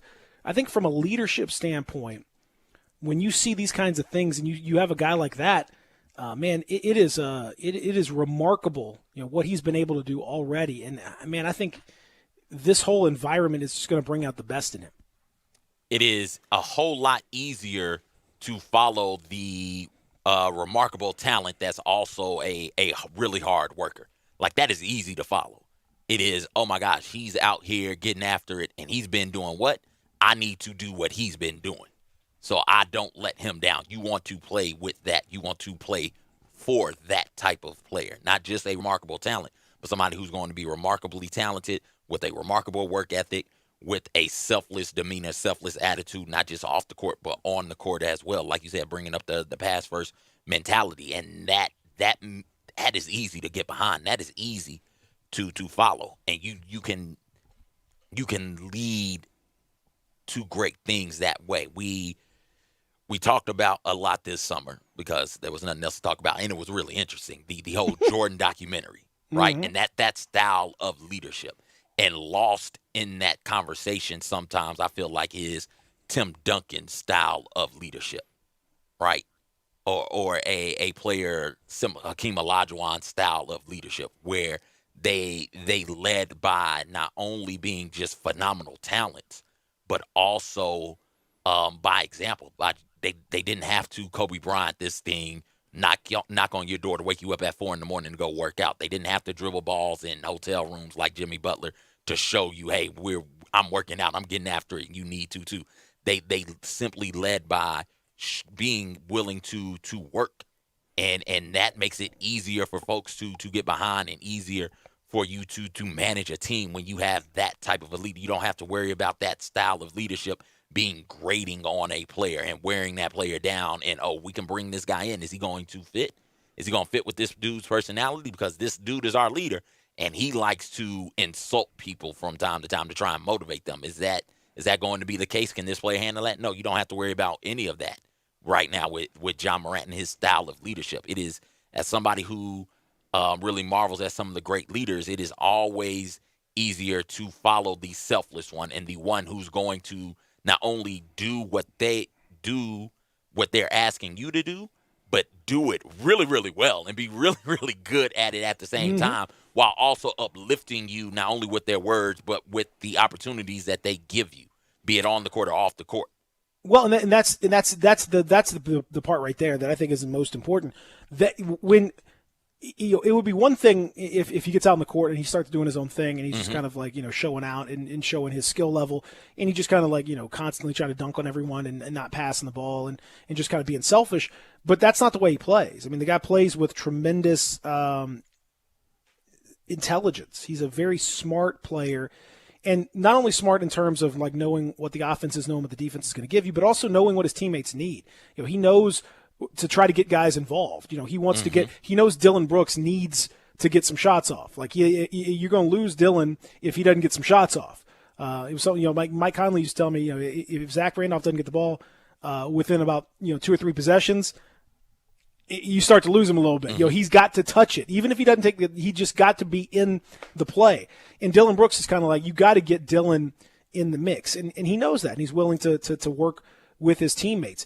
But the thing that really impresses me about all this, in talking to the guy and seeing him, he's 20. Yeah. Like, point guards, we've talked about it before, point guards in the NBA, rookie point guards typically suck. Almost always. Because the game is just too fast for them. There's too much going on. Even if they're good offensively, they're just a train wreck defensively. There's just so many things happening that it's really hard for them to impact winning. They might put up good numbers like a Trae Young, but they might do so for a team that wins 20 games and doesn't have any kind of chance to do much of anything. But Ja Morant, he impacts winning. Like, he impacts winning. He makes winning decisions. He makes winning smart plays, and it started in his 3rd game when he blocked Kyrie and set up Jay Crowder for the game-winning shot in overtime against Brooklyn. Like, you knew then, like, okay, man, this dude's in his 3rd game and he's already doing this kind of stuff. Like, he just has a unique ability as a young player to impact winning on the court in a leadership capacity. Like, that's for a point guard. Like, you You got to go back to like early Chris Paul or something like that to find a guy who came into the league as a point guard. And Paul, had more experience in college than Ja did, and came from an ACC program and all that stuff. You just don't find guys that jump into the league at that position and have the ball in their hands as much as he does. And then he can play well without the ball in his hands. He'll give up the ball early in a possession and then go run off the ball and be effective off the ball. A lot of rookies, you watch Trae Young with the ball not in his hands. Whoop, and he just sort of drifts along and just kind of waiting for the ball to come back. Ja's out there, running off screens, you're making guys work, setting screens. I've been, obviously he's going to be Rookie of the Year. It should be unanimous. But that part of stuff, just the non-basket, just the the intangible stuff. I've been just blown away. You don't see guys like this come around. It's a unique thing for Memphis, man. I'm really excited to see what his career and what will unfold even as early as this later on this week. Oh yeah, definitely. And it's a whole lot easier to, and I say easier. None of it is easy, but it is easier to get those intangibles right when you are such a phenomenal talent. And Ja Morant is a phenomenal talent.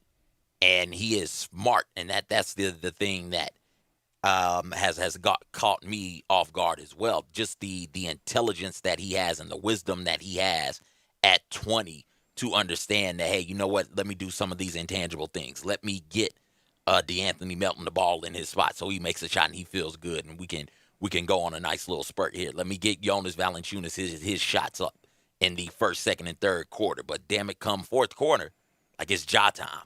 I have the talent to take over games. I understand the pacing of an NBA game, and I know that it's cool. A good shot in the first quarter is not the same good shot in the fourth quarter. I understand that setting teammates up and getting them going in the second quarter is completely different than me deferring in the fourth quarter. Like that sort of intelligence, that sort of wisdom that he has about himself and about his game has really caught me off guard this season. And I like you, am excited to see what the future has in store for Ja Morant in Memphis. So that's why I think you can kind of couple that with the fact that they're healthy and that there's a lot of different interesting lineup combinations that you could see from Taylor Jenkins, and I think Taylor Jenkins has done a really good job. Oh yeah, yeah. I mean, it's easy when, or it makes it. I'm not gonna say it's easy, but it's easier as a coach when you have a Ja Morant who is selfless on the court. It makes it easier, but he's really gotten guys to buy into the selflessness and to pass the ball around. Lots of assists. They lead the league in points in the paint. I mean, they've been relentless getting to the basket. They have a specific style that they're trying to play. It all kind of works in concert. It's been very impressive to see. Now, man, it's not going to be enough because the talent level is not there yet. But you can see what's being built, and you can see what they're working towards, and that's impressive. That part is impressive. They've got a vision, and it's being supplemented by the players that they're acquiring, the trades they've made, the signings that they've made. It's made sense. All of it has kind of made sense.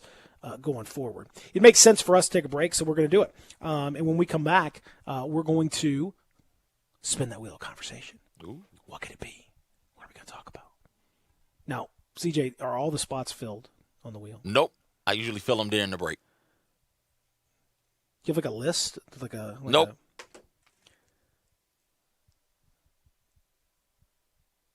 Just whatever, however the spirit moves me. See, I didn't need to know that. I wish I hadn't asked.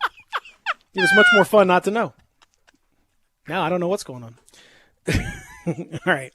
Well, we'll come back. However it works out, it's going to work out in the Family Leisure Studios. Real Sports Talk Sports 56, 96.1, 87.7. Spend your lunch with Greg Gaston and Eli Savoy on Sports 56 Middays, delivered by FedEx. Weekdays from 10 to 1 on Sports 56, 96.1, and 87.7. America's ready to get back to work, but to win in the new economy, you need NetSuite by Oracle, the world's #1 cloud business system. NetSuite surveyed hundreds of business leaders and assembled a playbook of top strategies. As America reopens for business, receive your free guide, 7 actions businesses need to take now, and schedule your free product tour too at netsuite.com/herd, netsuite.com/HERD. For streaming, creating, gaming, and more, power your passions for less during Dell's exceptional Cyber Savings event. Enjoy up to $400 off stunning laptops like the XPS and next-level Alienware systems, redefining what's possible with 10th Gen Intel Core processors. Plus, enjoy free shipping on everything. Don't forget to ask for Intel when you call 800 by Dell. That's 800 by Dell.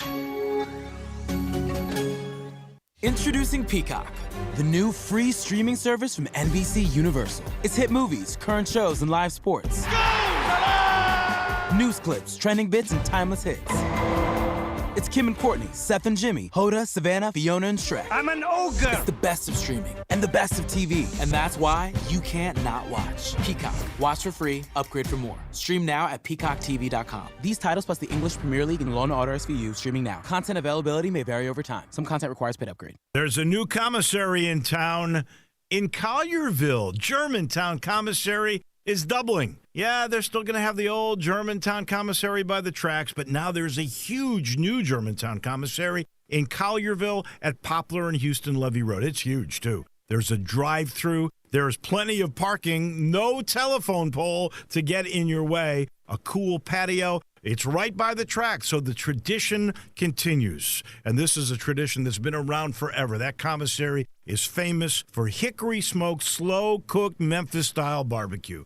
They've got a private party room at the new one in Collierville. Self-catering still continues. Party packs for $5.95. Basically, the great ribs, the great pulled shoulder, the great deviled eggs. Everything is there in Collierville and Germantown now. So there is now a Germantown and Collierville style of barbecue. It's called Germantown Commissary.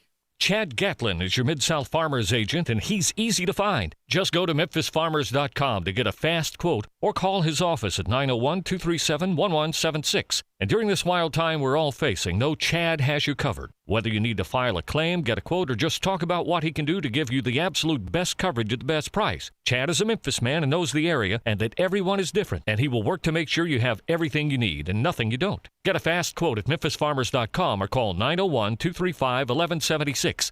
Welcome back to Sports 56 Mornings with Peter Edmiston and CJ Hurt. Here once again are Peter and CJ. Down to Gonky Park, listening to the wind. Winds of change. Scorpions. Okay. Little hair metal. Thank you, John, for that. Little hair metal soft rock. That's more. You know, that's from the. This is more on the extreme end of soft rock, frankly. Okay. But that's all right. We're gonna spin that wheel of conversation momentarily. Yeah, we are. Let me give you a little bubble update. Bubble update. They don't have Central Barbecue down there. Ooh. That's an update. It's sad. Players weeping, crying. Why can't we have Central Barbecue? Well, they can deliver, but not that far. But thankfully, those of you that are listening here, most likely, you can get Central Barbecue, whether you go in person, whether you go pick it up, or whether you get it delivered. It is all there for you. You don't have to be sad like those players in the bubble that can't get Central Barbecue. You don't have to be upset. You don't have to be weeping and crying. And where's my barbecue? Where's my delicious ribs? Where's my pulled pork? Where's my wings? The smoked wings that are so delicious. You don't have to do that because it's right here for you. It's beautiful. Just enjoy it. Don't take it for granted. It's right there. CJ, you've been taking it for granted. I can tell. Oh yeah, definitely. Oh my gosh, certainly. That's not okay. Go get some now. Well, not now, but wait till after the show. But then go get some. Go just drive up and just roll down the windows and just smell that smoke. Just man, it makes your mouth water. My issue is I don't savor it. I get it. You just destroy it. I murk it. I murk it. Yeah. A lot of people do that. You gotta enjoy your food. Mm-hmm. Just take your time with it. But it's spectacular. You're going to absolutely love it. If you have not been in a while, please go. And if you have been in a while, go again. Why wouldn't you? There's something else that you haven't tried that's going to be wonderful on that menu.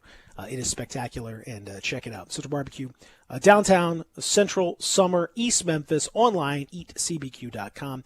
It is the spot, Central Barbecue. Okay, Marvin Bagley III out for a while for the Sacramento Kings. That's not good. For them, that is problematic. They've already had their own issues with some coronavirus outbreaks. amongst their team, and De'Aaron Fox spraining an ankle. Now you add this to the mix. I don't know that you can completely eliminate them, but it certainly doesn't look very, very good for them when it comes to the bubble. We talked about Dwight Howard's insanity. He continues to be nuts. And, you can only hope that completely derails the Lakers. What do you think? Anti-vaxxer, freak show Dwight Howard, who has been on. Just come on, man. He just goes from team to team, man.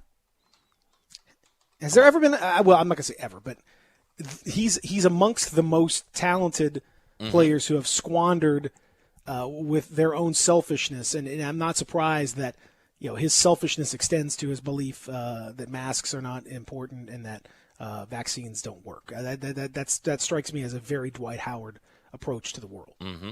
Very much so. Dwight is not, just not. I don't know.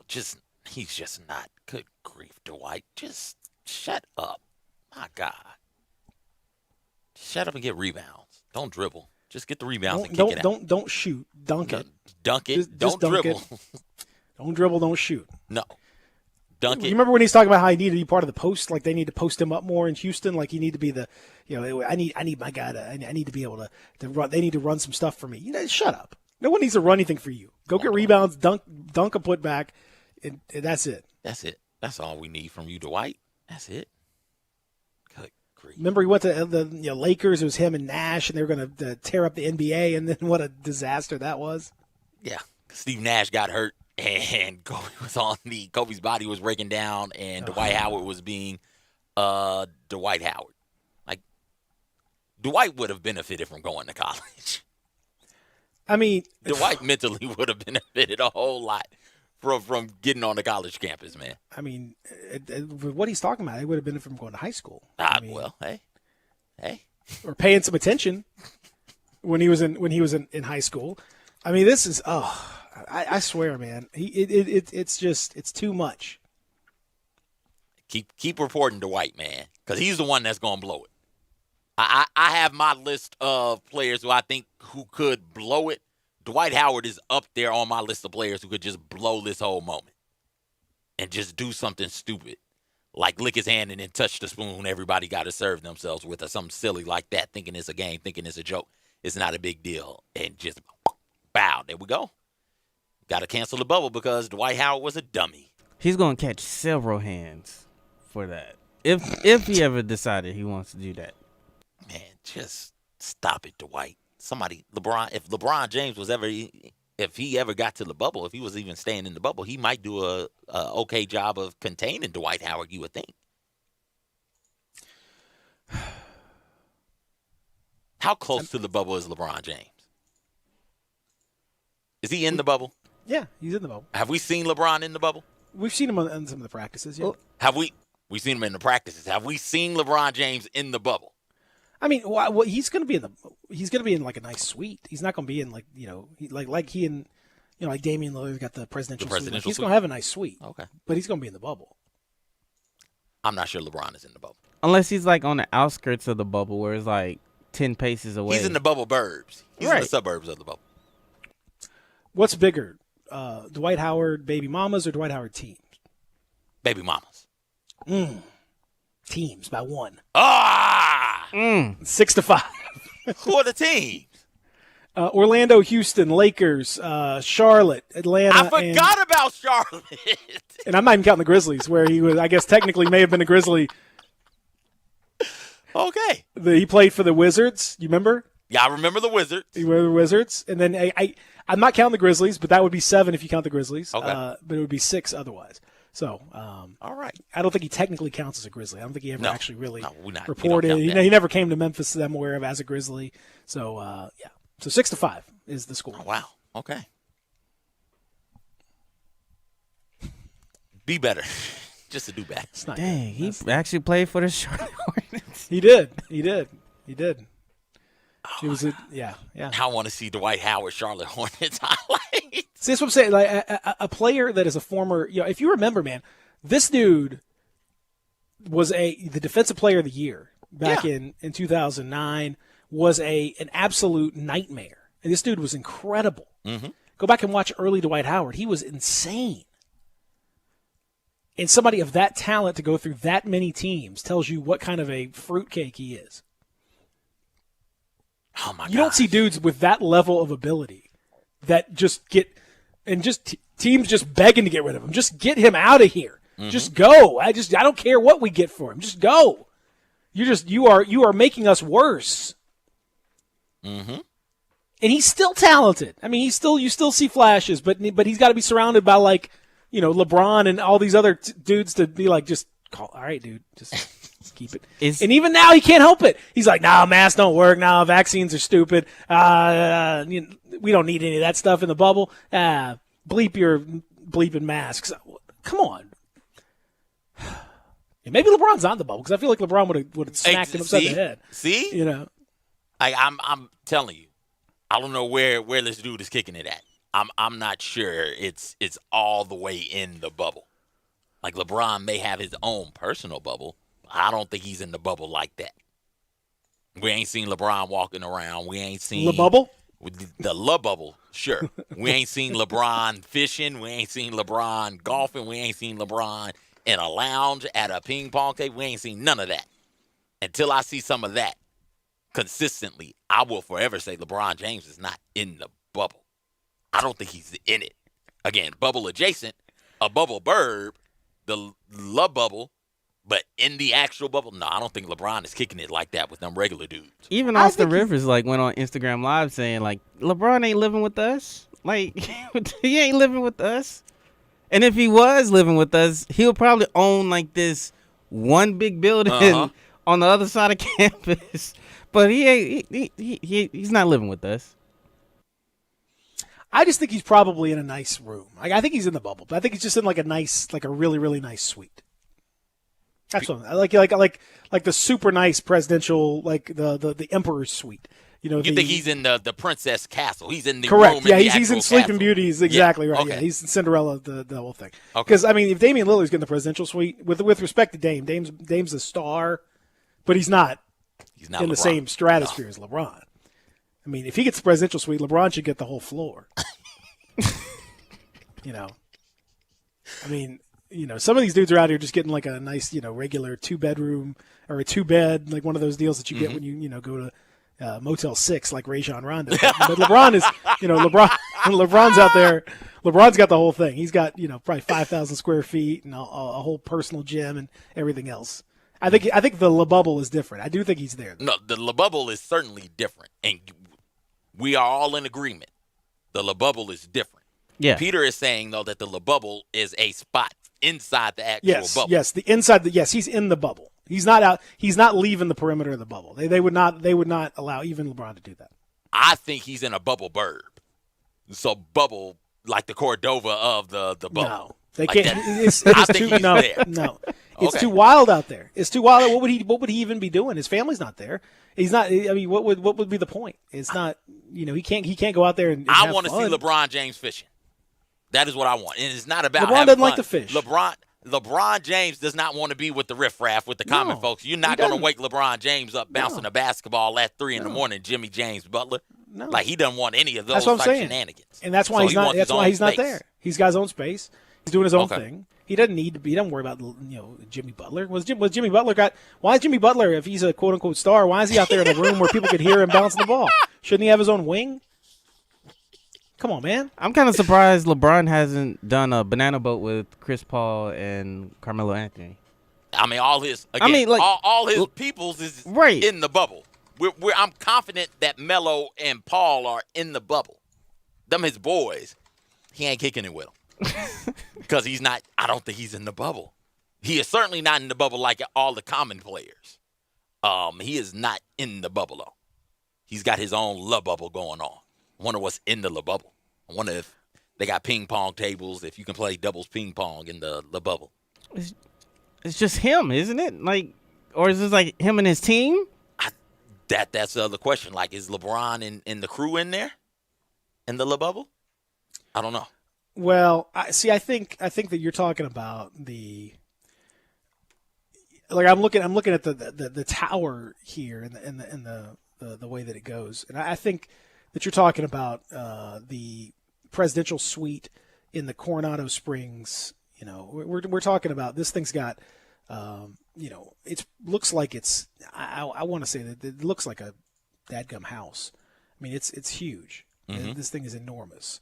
And so I think that's what we're dealing with here. Okay. I think you're talking about you know he's in the preferred executive suite that they've got with the preferred. I mean he's in the whole thing. Like he's not with the you know right. He's not with Alex Caruso. You know who's in the standard room with no view. He's basically in the janitor's closet. But he's not with the other superstars either. Yeah. Like LeBron James is different than Giannis, different than James Harden, different than No, LeBron's on a different level. No, yeah, but I think Giannis is the same way. I think either. Giannis is they're all in the nicest suites of all the suites. Those guys, they're in the Grand Destino.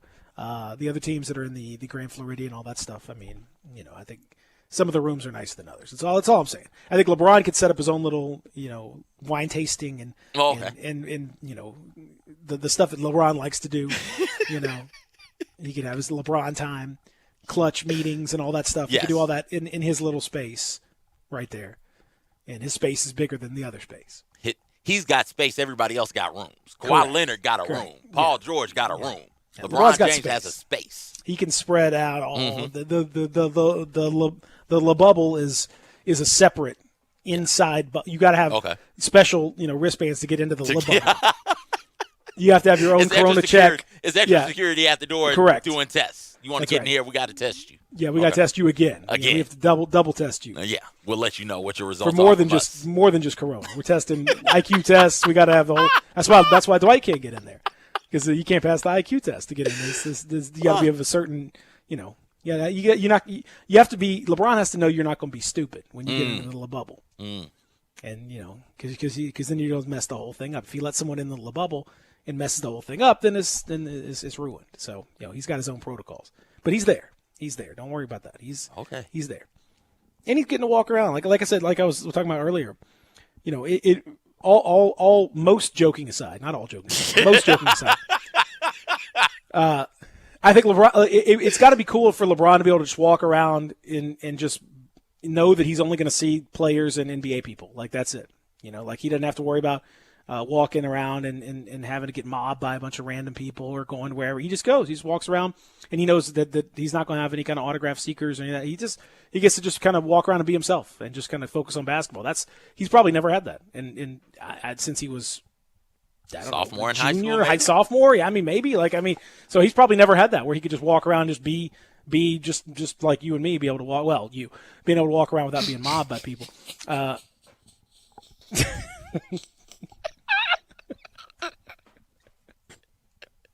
I'll be forgetting folks be mobbing you, Peter. Yeah, I long for those days. It's honestly, they used to mob me because they knew I knew you. Like, hey, your voice sounds familiar. You're that other guy that works with Peter Edmondson and Zach Boyd. I was like, yes. Even my own family. Mm-hmm. Like, hey. Well, that's true. I do know that. That's very true. I do. You're my sister's favorite. Zach's my mom's favorite. That's just part of it. You just got to get in the bubble. You just got to deal with it. So he's getting a chance to kind of have that normal life, which is which is probably unique for him. In the bubble. I like to see him walking around the bubble. The bubble. I'd like that video of him walking around the bubble, getting to and fro.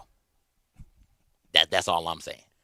We got videos of everybody else. We don't got no LeBron videos of him kicking it in the bubble. All right. There you go. Well, we'll spin the wheel when we come back. How about that? We'll spin the wheel. Maybe the bubble will be on the wheel. We'll find out. I don't know. I still have to put something on there.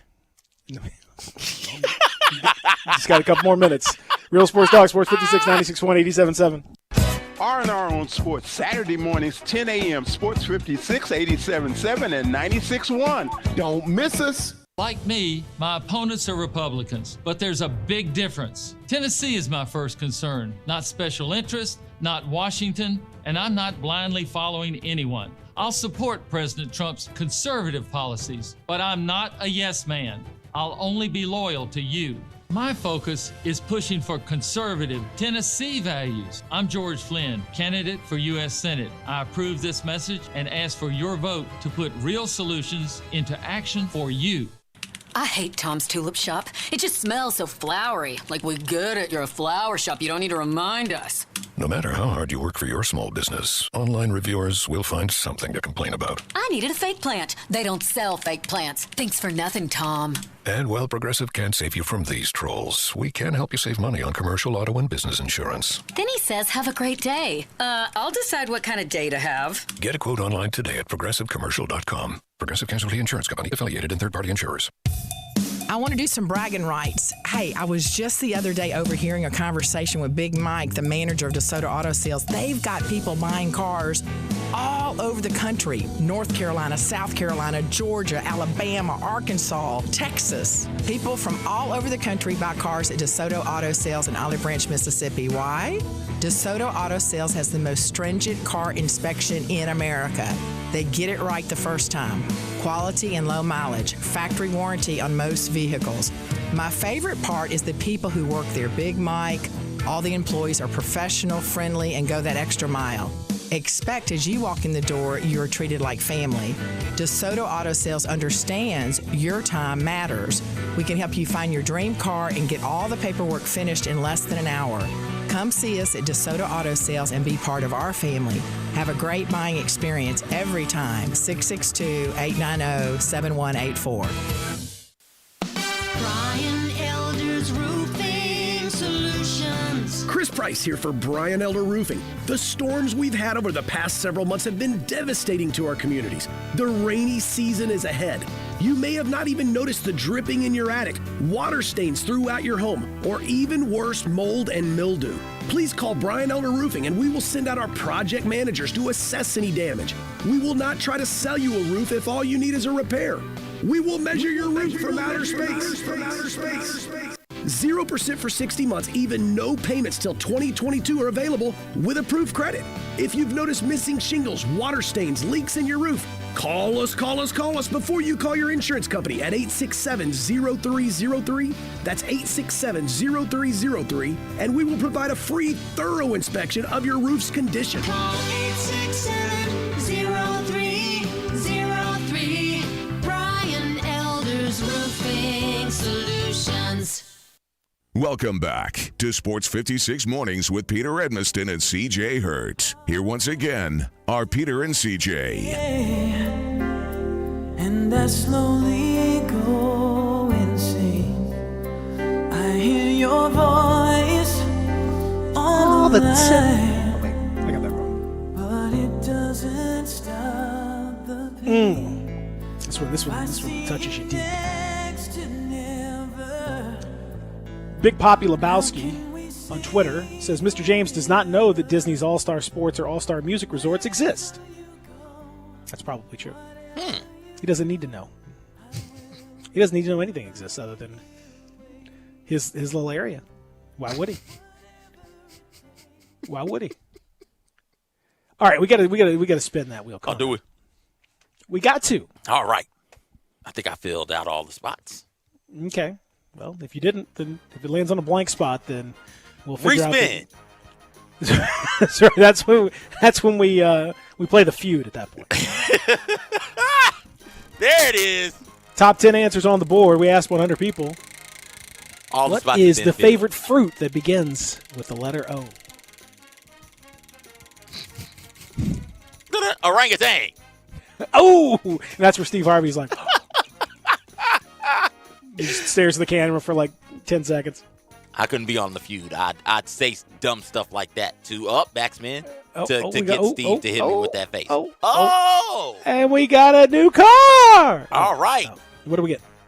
Would you rather be able to speak all the languages in the world or to speak to all the animals in the world? Which one would you rather do? 67129. Speak all the languages of the world or speak to all the animals in the world. And you know what? For fun, I'll throw this one in there too. Talk to babies and understand babies. So that gibberish they be yelling and screaming about. So babies, all the languages, all the animals. I can already tell nobody wants to be Aquaman, so I don't think speaking animals is a thing. Aquaman only speaks to marine animals. Yeah. So you can speak to land animals also. Yeah, fish are boring. I mean, what that's no. You're Well, talking they're about. not. Oh, wait. Be respectful. All animals matter, Peter. They're not boring. It's just not practical to be able to talk to a fish in our day-to-day, everyday life. How often do you come across an aquatic animal? You just hit me with all animals matter? No, All animals do not matter. All No. animals do matter. Peter, it's a part of the food web. You take one animal away, the whole thing crumbles. No, I'm taking mosquitoes away if I could right now. Oh, well, okay. Listen, I'd be down to watch it crumble if we take away mosquitoes. Yeah, I think it's worth it. Mosquitoes and flies can get up out of here. Yeah. Like, there's no reason for them. Yeah, none of this Whatever. all animals matter business. Secondly, all right. Some fish are interesting. But not, A hammerhead not really. shark isn't interesting to you, Peter? That's interesting. Okay. But like just your garden variety mackerel, I don't care about what you're up to. Doesn't matter to me. Peter, what do I care about a tuna? Cool, What's he doing? Peter. Like He's swimming around. Oh, there's some more. Coyotes are interesting. What the hell do I care about what the squirrel is doing? Like, it's the same type of setup. Oh, the squirrel's fascinating because the squirrel is not fascinating. Squirrels are terrible. Oh, the squirrel sees all. The squirrel's out there, overlooking in cities. The squirrel is seeing all kinds of stuff. Man, the squirrel could be your eyes and ears on what's going on. The squirrel could be a spy. You don't even understand, CJ, the real totality of what you're dealing with here. Peter, if you could talk to the squirrels animals, are you born. could set them up to be your eyes and ears around the entire world and figure out what's going on. Who better? Dogs, cats, squirrels, insects. They're in you can talk to a fly. Flies inside somebody's house. You could literally be a fly on the wall for the conversation. Literally. So you're using this ability to talk to all the animals to take over the world? Is Correct. that- Yes. Why else would you use it? I'm only using it for my own personal benefit. I don't care about talking to the animals to learn more about their plight. I don't care about that. Here's my question, though. Do you think that talking to animals would then make it to where you wouldn't want to eat them anymore? Because you'd have those types of conversations with them? Like you're talking to the raccoon, and it's like, I used to eat you barbecue, but now I don't feel comfortable eating you anymore? Wait.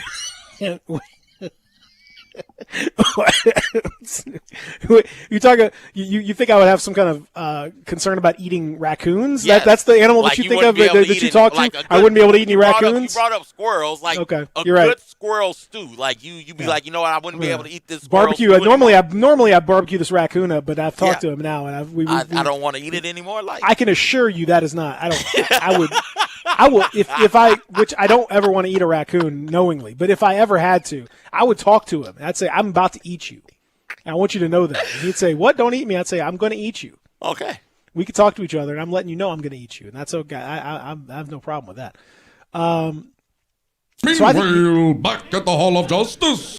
See, Aquaman, I don't even, such a limited thing. How much crime takes place under sea? It's very limited amount of crime is taking place.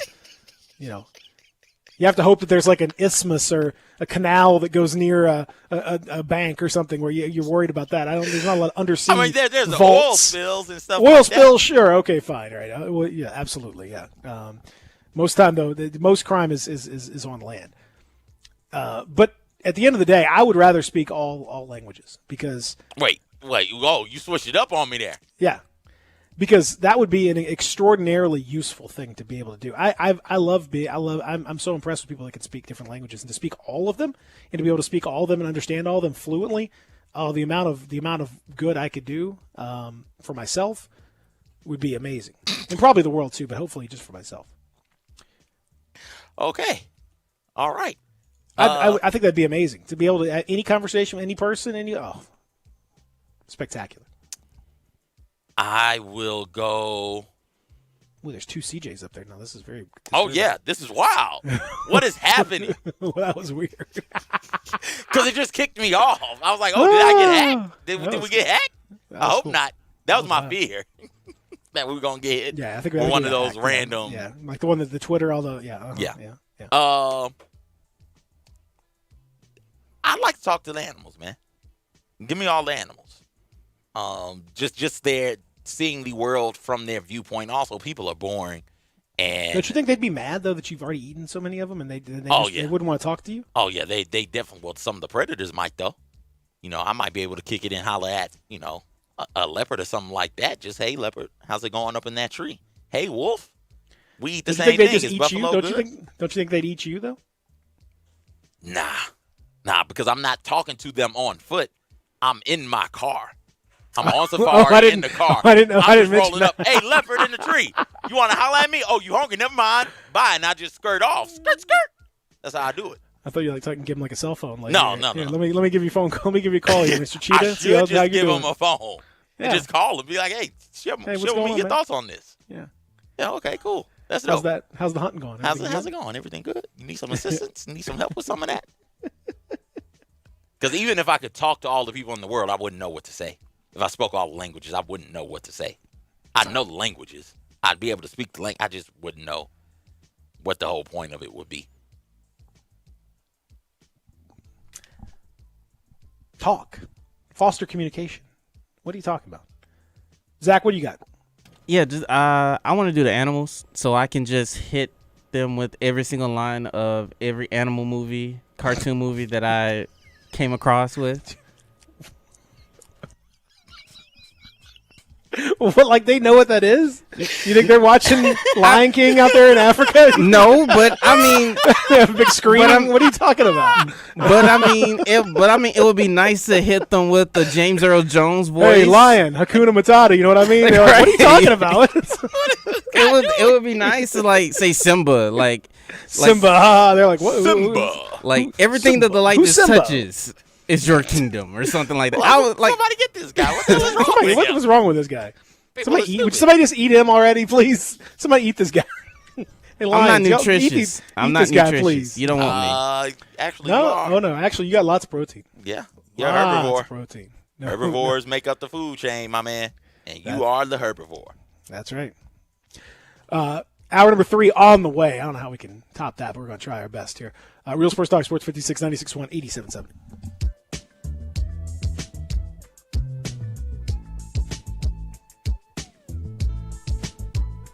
Texting enrolls you into reoccurring automated text messages. Message and data rates may apply. Come on, one more rep. You got this. 10. There it is. Nice work, man. You're a beast. Thanks, man. I feel better than I have in years. And I got to tell you, taking Nugenix makes a huge difference for me. Nugenix? That's the testosterone booster with TV ads with Frank Thomas. The big hurt, right? Oh, yeah. The patented key ingredient is Testofen, which helps boost free testosterone levels and increase lean muscle mass. Well, it's clearly working for you. Hey, are they still giving out complimentary bottles for people to try for themselves? Yeah, Nugenix is a great way to increase lean muscle and feel stronger with more energy and endurance. Man, I need to get a complimentary bottle of Nugenix. No problem. You just got to send them a text. Text BICEP to 42424 right now for your complimentary bottle of Nugenix, the #1 selling free testosterone booster at GNC. Plus, text now and we'll include a bottle of new Nugenix Thermo, our most powerful fat incinerator ever, to help get you back into shape fast, absolutely free. Text BICEP to 42424. That's BICEP to 42424.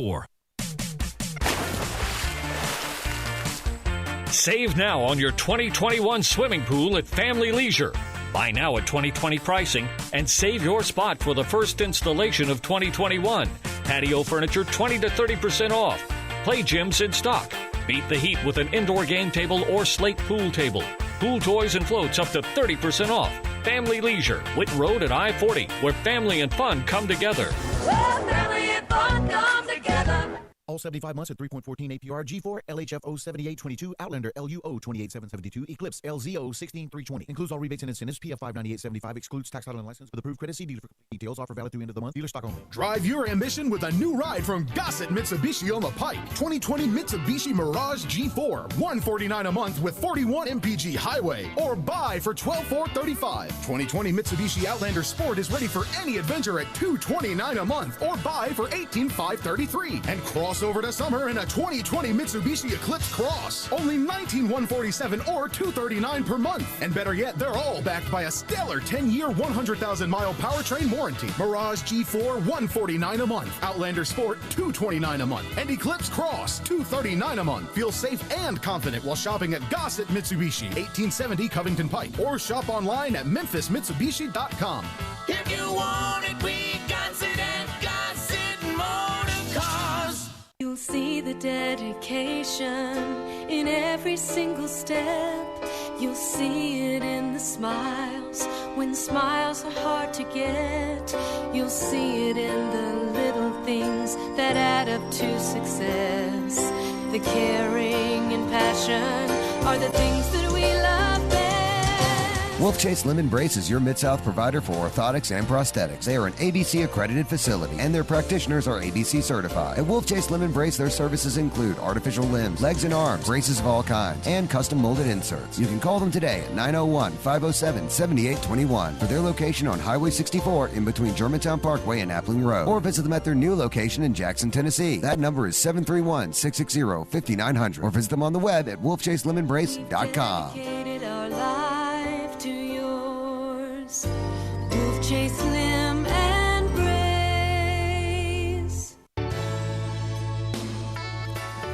Listen Sundays at 11 a.m. to join Idlewild Presbyterian Church for worship. Idlewild is a PCUSA church located in Midtown Memphis. You already know you can listen to Sports 56, 96.1 and 87.7 anywhere with the Sports 56 app or at sports56whbq.com. But you can also watch live video of all of our shows on Twitter, Facebook, YouTube, Instagram, and Periscope. Don't miss out on anything. Stay in touch with Sports 56, 96.1 and 87.7 on social media.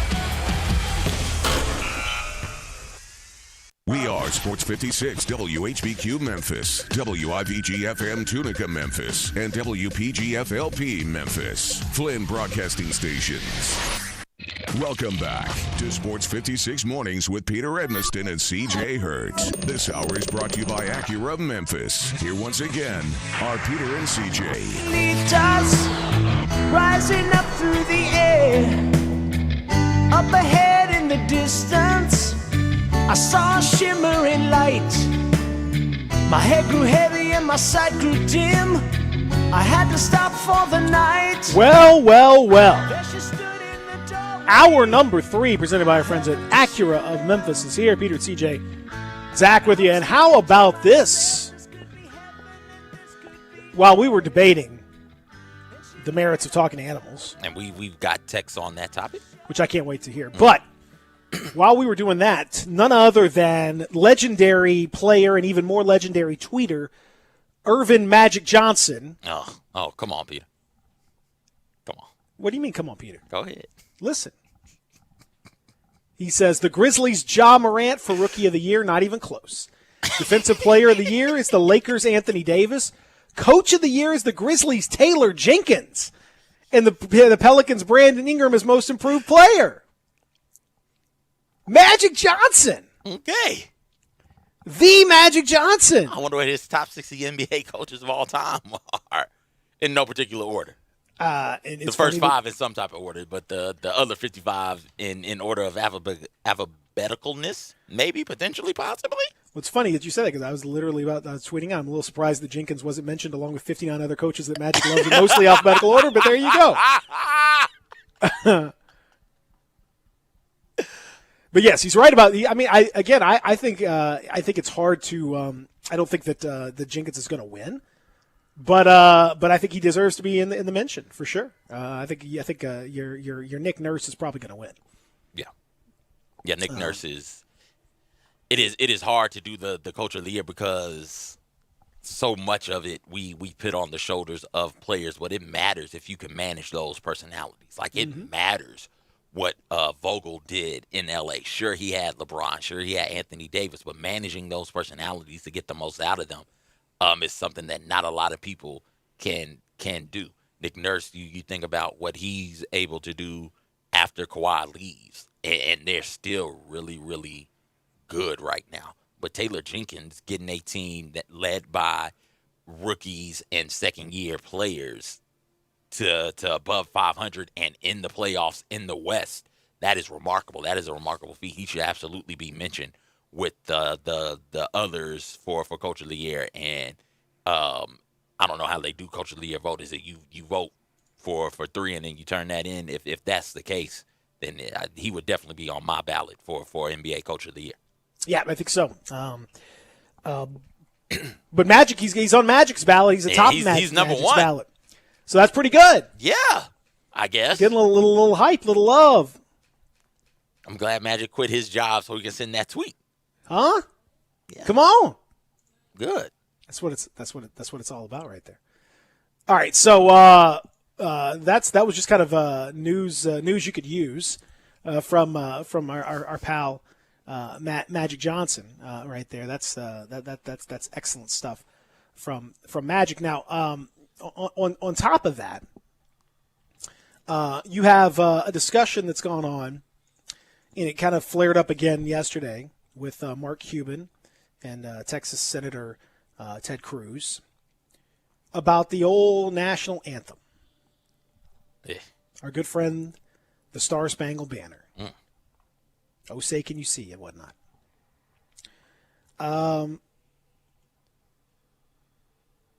Mark Cuban declared that the national anthem police in this country are out of control because he was responding to a conservative talk show host from Dallas who said, "I'm so ready to be on this year's Mavericks home stretch. So much promise, so much personality.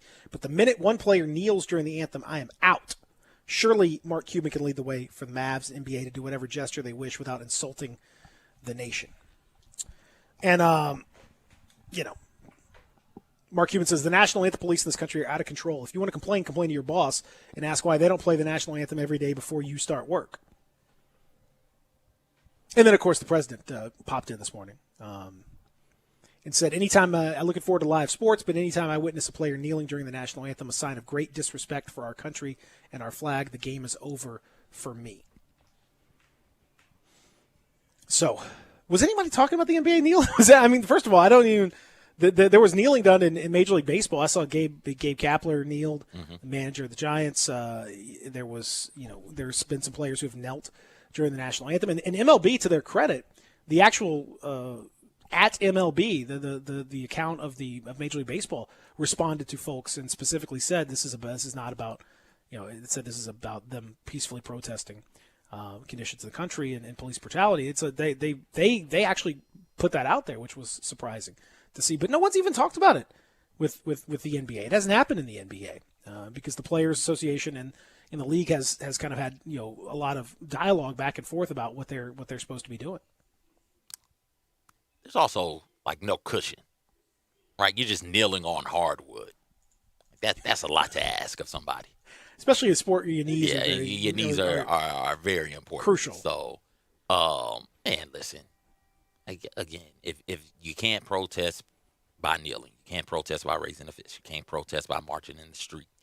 That is all too disruptive. You can't block traffic. That is too disruptive. God forbid you can't tear anything up, right? That's too destructive. That's too disruptive. You don't have an issue with people protesting. You have an issue with what they are protesting at this point. That is what it is. Nobody wants it to get to the point of burning things down and tearing things up, right? Nobody wants that. Nobody thinks that is an appropriate way to go about expressing your frustrations with a system that systemically oppresses black people in the judicial part of ours. He wants that sort of reaction to those sorts of real problems. But when you try and take away the peaceful protests, you leave people with no other recourse. When you want to take away the peaceful kneeling, the peaceful fist raise and protest, when you want to take away the peaceful protesting and marching in the streets, still going on, by the way. It is still all over. It's still happening. 50-something straight days of protests all over the nation still going on. When you want to take away those types of things, then what? Then how are people supposed to protest? They aren't supposed to protest because you don't think there's anything wrong with the way things are, and you don't understand why they're protesting. So instead of you trying to sit down and figure out why they're protesting and really hear what they're trying to say, you want to silence them to get them to be quiet so you can get back to living your comfortable life and you're not made uncomfortable by these very real issues in our society. And then you'll turn around when things get hot and wonder why bricks are being thrown through buildings, wonder why people are looting these establishments. Well, you've taken away the freedom, the right to protest, all because you disagreed with it. It's never been about the flag. You know it's not about the flag. You can make it. It's not about the troops. It's never been about the troops. If you want to continue to say that, you're not a good faith conversationer. You want to have a bad faith, dialogue about this, and I'm not going to partake in it. I'm not going to participate in it. It's been said clearly what this is all about, and you just are choosing not to hear that because you want to remain ignorant and comfortable in the life that you have, and refuse to take a look from somebody else's perspective and show some type of empathy towards them and their plight over here. So you got it. There's nothing else that need be said about taking a knee during the national anthem. No, I think it's all at this point. It's just basically a dog whistle, for very much so. Veiled, in some cases not even veiled racism in the country. It goes back to the point of what Mark Cuban was saying. At this stage now, especially because there's no fans in attendance, why would you play the anthem before these games anyway? What would be the point? Like, I mean, I'll be honest. In general, I don't understand the point of playing the anthem before any game, especially now when it's become such a flashpoint, and it's become an opportunity because it represents different things to different people. It's an opportunity for people who want to protest in a peaceful fashion what they consider a country that has treated them disproportionately badly for generations, to protest that during the anthem. It makes perfect sense. It's also become a flashpoint for people who feel as though that represents the military or represents some other aspect of the country, to stand up and to get mad at people who don't see it the way that they do. It just represents, it's become divisive. I'm not even sure what the point was to honor is there not a better way to honor America? Are there not other ways to honor America, or to honor whoever it is that you want to honor without necessarily playing the anthem prior to the sporting event that involves players from all different countries around the world, and is not an international event? It's not the United States against another team. You're not representing the country. You just happen to be in the country, and you're in Canada. They play the Canadian national anthem when Toronto comes down to play, and it's like, I don't even know if any of the Raptors are actually Canadian. There's like probably 2 or 3 that are. Why would you? It's just as pointless. There's no reason to do it at this point, and so it's a tradition that has long since outlived its usefulness, as far as I'm concerned, and it's now just becoming an opportunity for people to create division. And I don't think that was the point of it to begin with.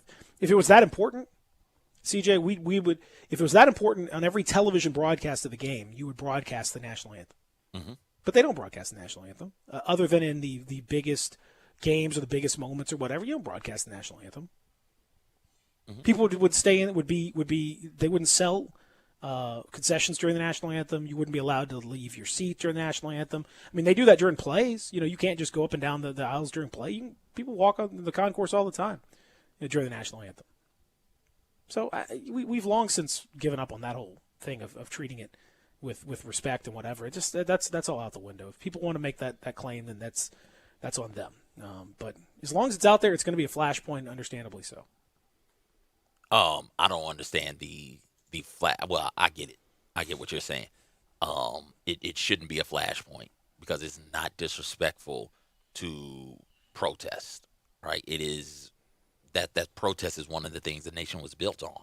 The right to protest and think about all the good things that have come about because people were willing to peacefully protest, because folks were willing to cross a bridge and be knocked unconscious in the name of freedom, in the name of the freedom for all people to vote. Think about all the things that we can do now because somebody was willing to protest peacefully by sitting at a counter that was not allowed for them to sit at, and where we've gotten to as a nation because of peaceful protests. So if your issue with this movement right now, this moment right now, is the fact that it is disrespectful to the flag or disrespectful to the military, you never wanted to have a real earnest conversation in the first place.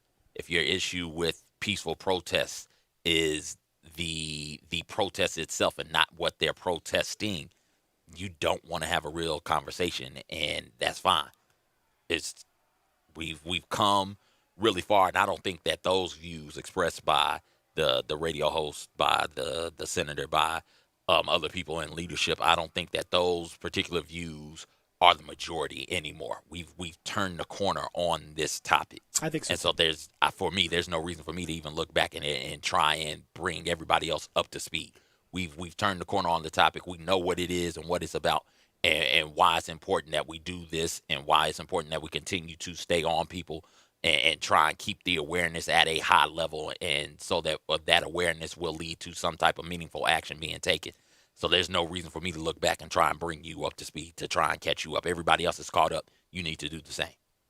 Well, and I think ultimately, that's going to be the determination. I think most people, as you say, the majority of folks have understood what the point of it is, and the idea that you are protesting the country and the treatment of black people, the treatment of brown people, the treatment of minorities, the way that this country is not reckoned with its history and where it came from, all these sorts of things that have gone on for a while and that have manifested themselves now in lots of different ways. That's the point. That's the discussion that needs to happen. We all need to talk to each other and be honest with each other about where things are and where they're going. And the anthem discussion can start that, but if you don't want to have that talk, if you don't want to actually go through with it, then it's going to be very difficult for you to be persuaded by this. So that's why I think just do the anthem. Just doesn't. What's the point of it at this stage? It is. It was never meant to be a military anthem. It's not a military anthem. It's not designed just to honor the military. It's not designed just to honor the troops. It's not that's not what it's for. The country's not just a military country. We've pushed the military into this, a very prominent position, but it's not just about the military. Military is important, sure, as many other professions and many other aspects of our country are important. So the anthem honors all of them theoretically, and not just one sector over another. It doesn't work that way. And I mean, when we talk about the rank hypocrisy of so much of this stuff drives me crazy, CJ. I mean, you honor and you talk about the founding fathers and the way this country was born. And this country was born of protest and vandalism. I mean, what was the Boston Tea Party if not an incredible act of vandalism? You destroyed a ton of property that belonged to the British government in an attempt to be heard, in an attempt to have your issues that were not being taken care of. And when you had been asking repeatedly for representation, when you had been asking repeatedly to be represented, you were being taxed, but you weren't being represented when it came to the government, when it came to the decisions that you were making as a people. And how did the colonial folks respond? How did the Revolutionary War, the progenitors of that whole thing, how do they respond? They responded by raising a big fuss, by destroying property, by destroying valuable goods, and getting the attention of the British government, and then taking up arms, all this stuff. I mean, if you and those people are honored, those people are venerated, but that should bring a giant red flashing light to the idea that if people's grievances aren't being heard, they're going to find a way to be heard one way or the other. And just like the British government, if you just keep putting your fingers in your ears, there's going to be an escalation of that sort of thing. And we have a chance now to listen and take our fingers out of our ears and to listen and to truly take on these issues that have been facing us for decades and centuries, and we haven't really done it as a country. We have a chance now. So we need to do that, and that's where all this comes in. And I think it's all coming from a place of trying to help. If people will just listen and stop being defensive and stop being taken in a certain way, just listen, we can start to heal. And I think more people are doing that than not. I think it is remarkable that even in that just 4 years, 2016 is when this conversation first starts. And now we sit here in 2020, and the people who are holding the viewpoint of you're disrespecting the troops, you're disrespecting the flag and the country, that is an antiquated thought now. Like, that is an old, tired thought that everybody knows is not true and that everybody knows is a lie. And you brought up the dog whistle, and it immediately lets everybody know who you are and what you stand for and what you represent. And it's not, I stand for this love of the nation, this love of the military. What you stand for when you want to criticize people for taking that knee during the national anthem is some type of racist ideology is what you stand for, because the peaceful protest should not elicit that type of a response from you. The action of taking the knee during a sporting event or before a sporting event should not elicit a visceral response of hate from you. And so it is not the protest that you hate. It is what they are protesting. And what are they protesting? They are protesting the police brutality and the oppression of black people in our criminal justice department, in our criminal justice system. That is what the issue is, and that is what they're protesting. And for you to refuse to acknowledge that because you don't like the way the protests are going, they offend your sensibilities. That is not a real conversation, right? Yeah, again, that is a bad faith argument that you are making, trying to quell people, trying to stop them from talking out about the issues that they face in their day-to-day lives. I hope the people will listen. I think it's interesting to see that so many of the teams, including the Grizzlies, have taken the opportunity within this bubble to educate themselves and to have discussions within the group about not just about what they can do now, but about history. I mean, history lesson is that's vital, man. I mean, learning about really what's going on. I mean, for example, the idea of the Black Wall Street in Tulsa. I mean, how many people really know and learned in school about what happened there? How many people learned about what happened in the early 20th century here in Memphis, in about a thriving black middle class that was systemically erased and had property and money and everything else taken away. How many people have learned about what has gone on in communities throughout the country, in Philadelphia and Detroit and Oakland, and you can go on, and there are tons of them. And the more you learn about what has happened, the more you understand what needs to happen. And I feel like we're starting to turn that page a little bit. How many people knew about thousands and thousands of lynchings that happened after the Civil War, when slaves were quote unquote emancipated, and then were terrorized? You had thousands of people, thousands.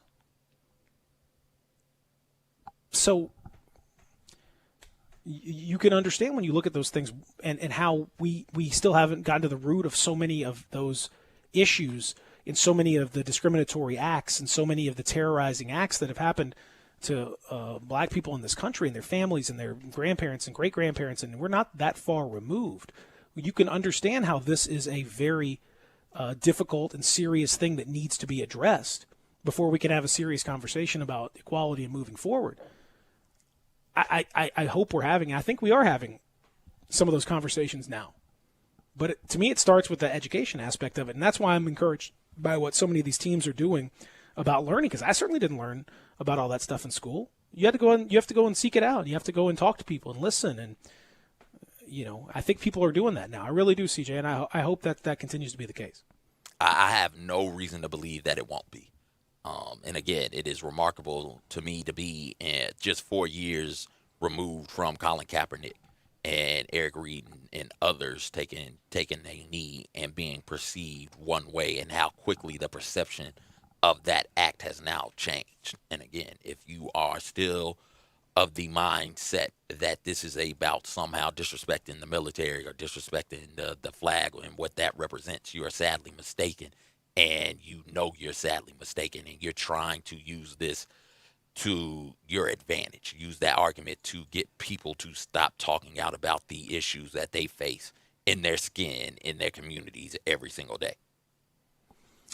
It's something that I think we'll continue to see throughout this, and I hope I like Mark Cuban, going on the offensive on this, and I think that's an important part of the discussion for sure. We're in the Family Leisure Studios. Peter and CJ with you, Zach as well. We'll continue. Your thoughts, 67129. I want to get to some of the folks' thoughts on the talking to all the animals versus Got those. Speaking all the languages. We're going to get to those as well. That was the question on the Wheel of Conversation. We'll do that when we return. Real Sports Talk, Sports 56, 96.1, 87.7. Take Sports 56 with you on your phone or tablet. Download our official Sports 56 app today.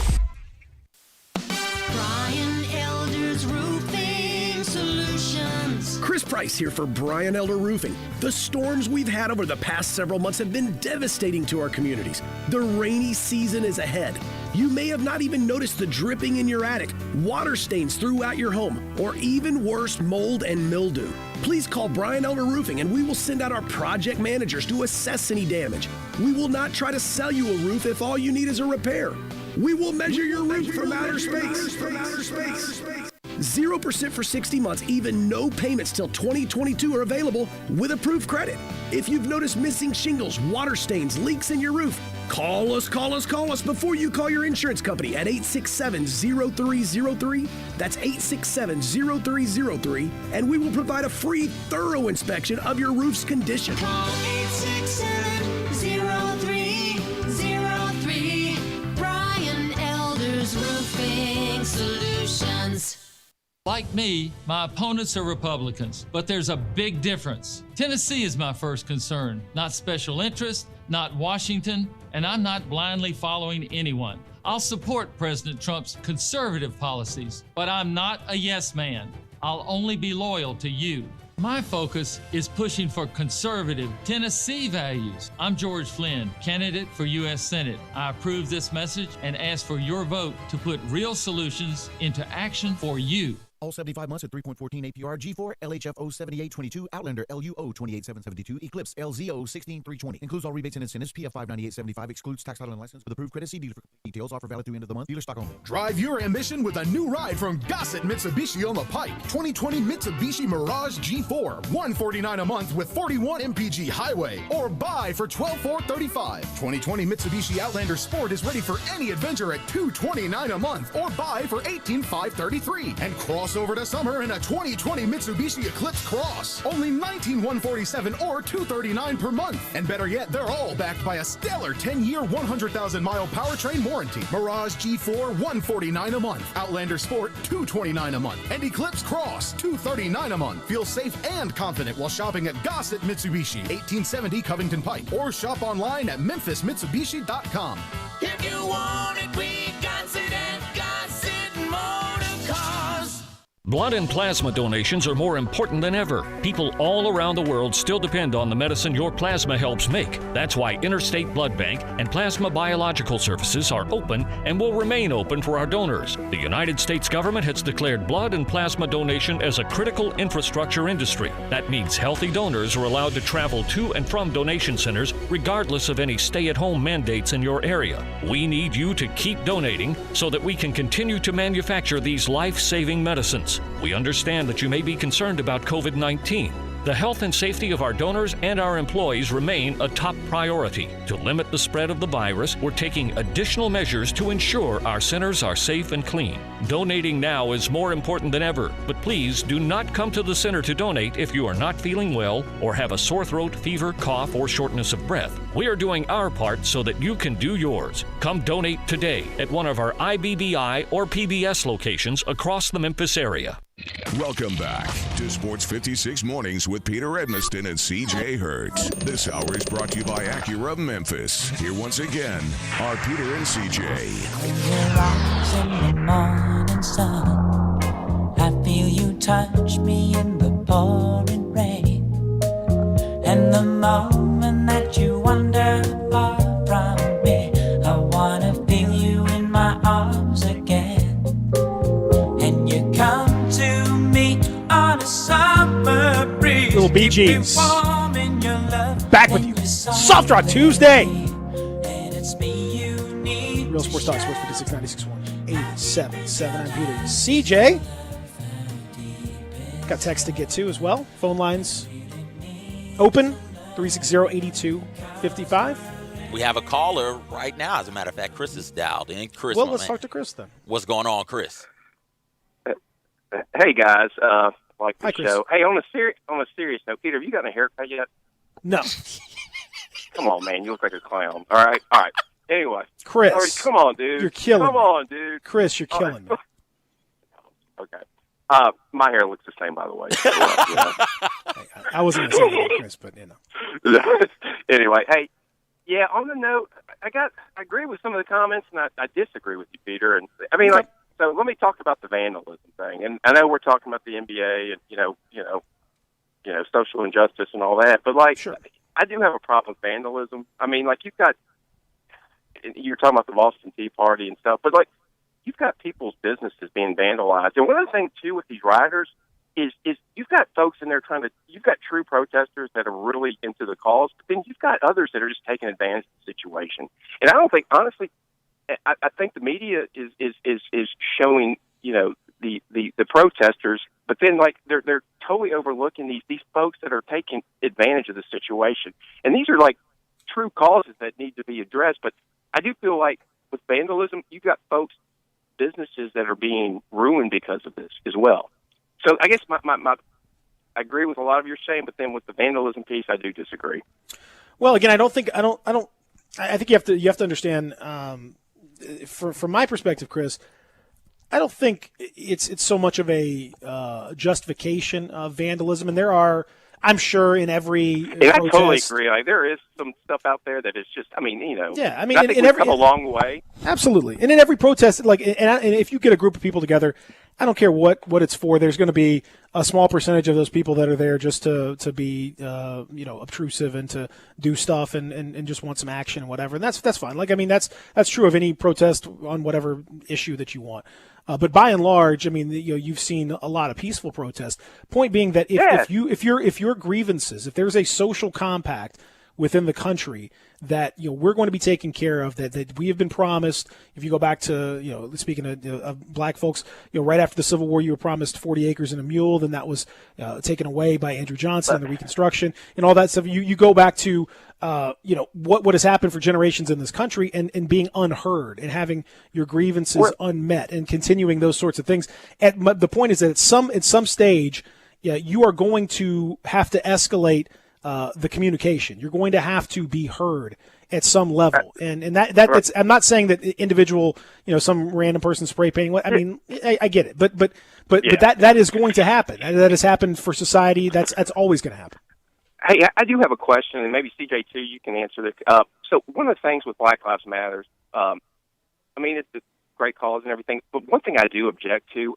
Part of the mission statement, they've got multiple. Y'all obviously know the mission statements, but one thing I'm curious about is, and maybe I'm not wording this properly, but the Western family, the nuclear family, they're more. It's almost like they're against that, which to me is just why? I think that's one of the problems, but both black and white. I think you're going to have more success in life, black or white, if you have a mom and dad. That doesn't mean that you're not going to be successful. I've got several friends that have divorced parents and father was not in their lives and they've become successful. But I think that gives you an advantage in life. So that is one thing I was curious about with the Black Lives Matters. And I was curious, why are they against, in the mission statement, why are they basically saying that, they're against the nuclear family, if you will? I think that and I'm getting off the topic, so I apologize here. But that's something I am curious about. I appreciate it. Thank you. Thanks, Chris. Thanks. I don't think that they are against the concept of community, right? And that is what I feel like the nuclear family has represented for so long, for generations, is one mom, one dad. That is the start of the community. That is the foundation. That is the backbone of the community. And I think what Black Lives Matter and what we are as a collective beginning to realize is it takes more than just that. And that in today's day and age, where you have women in the workforce and you have men in the workforce, the nuclear family has become a little bit outdated. And that model of parenting, that model of raising children has got to be tweaked and changed some to include everybody in the community, the whole it takes a village type of situation.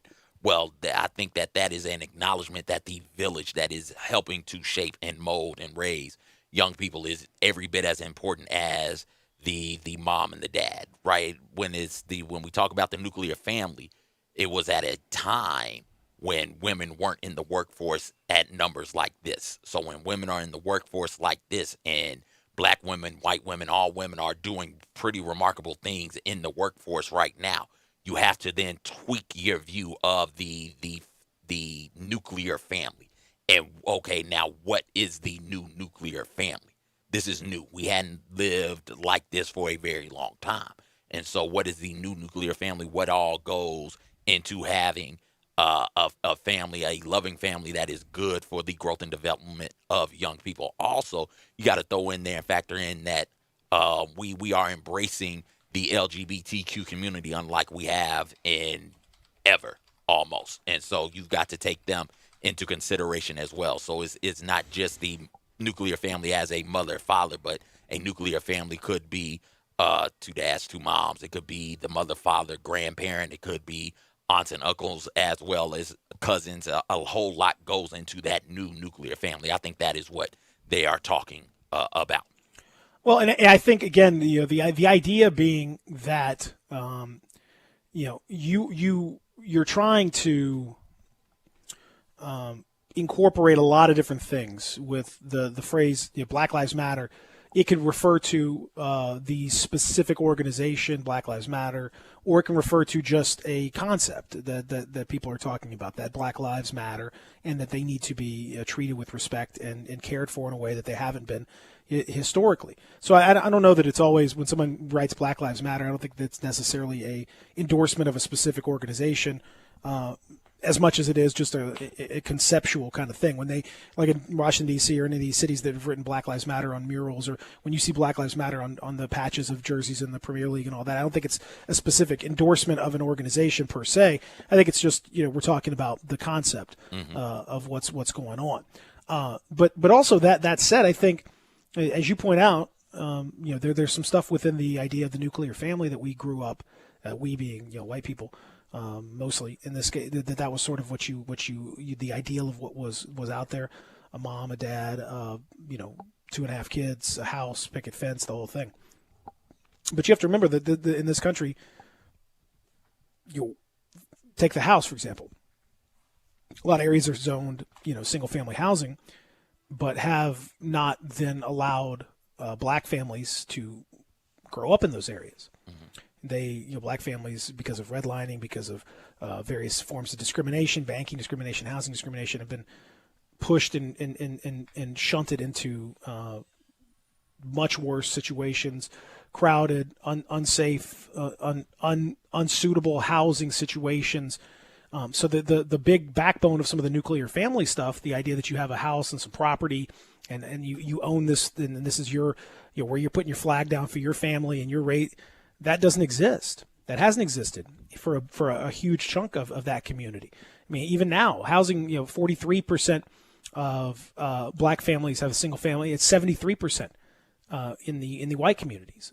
It's different. I mean, we have major discrepancies here, and so I think it's challenging you to look at those norms and to think, where did they come from and were they available for everybody? I don't think anyone. I mean, I can't imagine that anyone is realistically saying that someone shouldn't be raised by a family. It's just, what does that family look like? What is that family comprised of? What is that family all about? Take care of your kids, certainly. But it may be that, like you say, you may have a, 2 moms, 2 dads. You may have a mom with dad separated. You may have a dad with a mom. There's all different ways to do this, but don't take your eye off the ball of raising families. Yeah, please don't. RJ has dialed in, wanting to talk. RJ, what's going on, man? Hey, how you doing this morning? Hey, what's going on, RJ? You know what, man? The thing we have to do as black people is, number one, we got a lot of rich basketball players and people that can put money in and get us somebody in Congress, a politician, that's going to come to the floor with changes for black people. We have to put, we're not playing the game. That's what it is. And you can march all you want. I ain't got nothing against marching. But until we come together and these rich black guys like LeBron James, people got this money, man, we need to get us a politician and we need to get out and vote. We need to get somebody that's going to bring it to the floor, man, about how we need to be treated equal. And that's the only way we're going to get our voice heard. We got to get in there, Senate. We got to get in there. In order to get in there, we got to have somebody that a politician that will come to the fore for black people. We got the money. We just got to come together. It's a lot of rich black people, man. The money they throw away, they can put on trying to make your future better for the younger black people. You know, I mean, that's the way I look at it. Until we get together and come together as black people and get us a politician that's going to go in their White House and that's going to talk to them about. Oh, RJ, we lost you, man. Appreciate the call, though. And I think that there is some truth to what RJ is saying. It is time to get something, to do something. The awareness is there, and how that works with getting meaningful things passed. It does not have to be, though. This is where I'll push back on RJ. It does not have to be black people paying off a politician to pass a black agenda, right? That's not what this is. That's not what it should be. This is not police brutality is not simply a black issue. It is an issue that is plaguing the nation. And so everybody should pay attention to this particular type of issue, and everybody should be working towards passing some type of legislation and doing their part, be it taking a knee before the anthem to continue to keep awareness where it needs to be on this issue, or if you are in positions of power, passing meaningful legislation like ending no-knock warrants, ending qualified immunity, ending chokeholds, getting that database of police officers who've been fired in one area but trying to apply for a job in another area, getting that database up and running so we have a tab, a one-stop shop for future employers of police officers who can go to that site and say, oh, this is why he got fired from this job in random-ass county. Like, this is why he had that issue. We can't bring him in. Whether it's those types of legislation, it is time to get something done now. Everybody's aware. We all know the MLS is taking knees before games. The Premier League was taking knees before games. The NBA has players putting different things on the backs of their jerseys. The NFL players are taking knees. MLB players are taking knees. We are aware of what is going on right now. Now is the time for the people in leadership to take some sort of meaningful action. Well, and it is action. And I mean, yeah, I don't know. I struggle with the idea that like, you know, you would ask a rich black person to have a specific, you know, monolithic support of a certain thing, or to put certain money into. I mean, like, you know, I think that's true of anybody who's wealthy. I think that you are owed the opportunity to give back, and you are owed the idea to give back. You know, as to how that is manifest, I mean, that could be different ways for different people. The bigger issue is that, you know, the limits of what personal philanthropy can do are being seen here. We're being seen throughout the country in ways like the continued dismantlement of our public health system over the last several decades has laid bare the limits of what individual philanthropy and individual business-based models can do.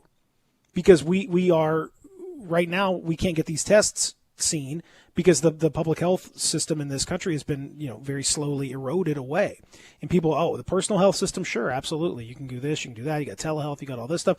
But what does that do for health departments around the country? What does that do for, you know, the ability to get public health done? Not much. And those numbers have gone down. And as a result, now we are, in spite of having all this money and Bill Gates writing checks and whatever, we're still where we are.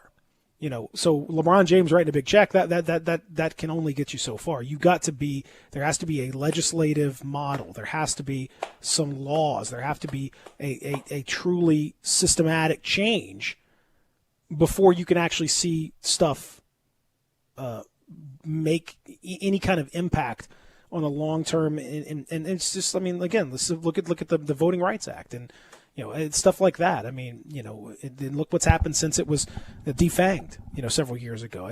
Legislation still matters.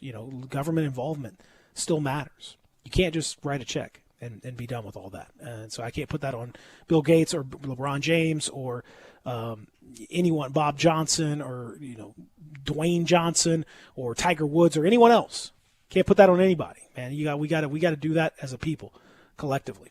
We'll come back and continue with this discussion as we roll on. Peter and CJ with you. Zach as well. Real Sports Talk, Sports 56, 96.1, 87.7.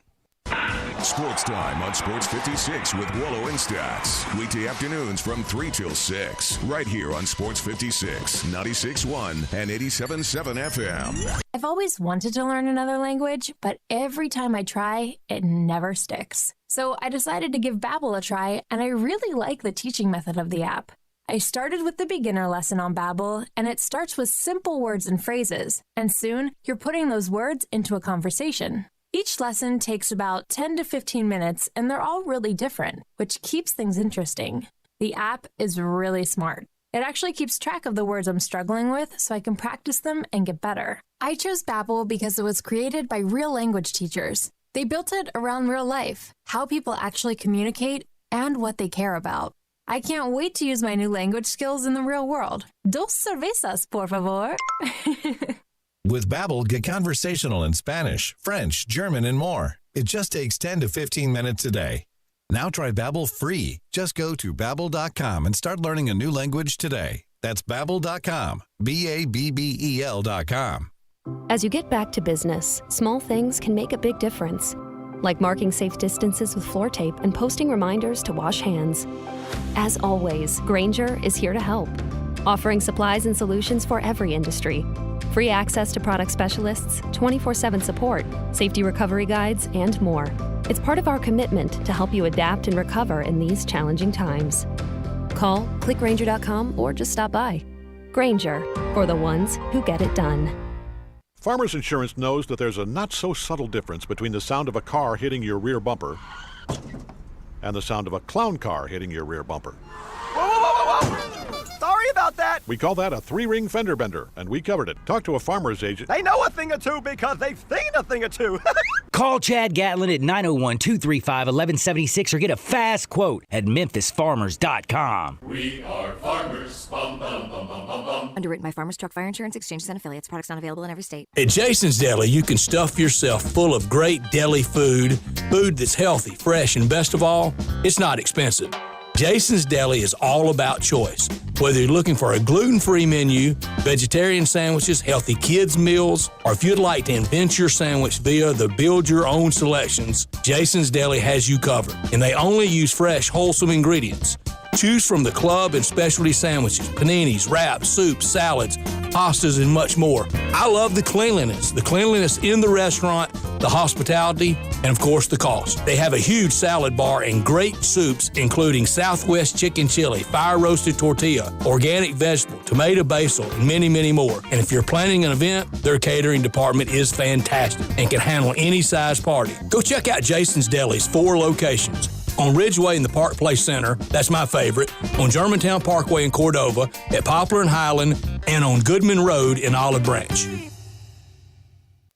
Welcome back to Sports 56 Mornings with Peter Edmiston and CJ Hertz. This hour is brought to you by Acura of Memphis. Here once again are Peter and CJ. For the longest you said goodbye to me tonight. You know, CJ, they always say revenge is a dish best served cold. Don't they say that? That's what they say. That's what they say, right? Like That's what I say. I say it sometimes. But I say lots of things. But that's one of the things I say. How would you characterize the type of revenge that it is for the Detroit Pistons this morning? Did you see the announcement? They've got their new jersey manufacturer. Mm-hmm. And guess who's on every single Detroit Pistons jersey that's going to be made? Jordan. Yes. Jordan. They are a Jumpman team now.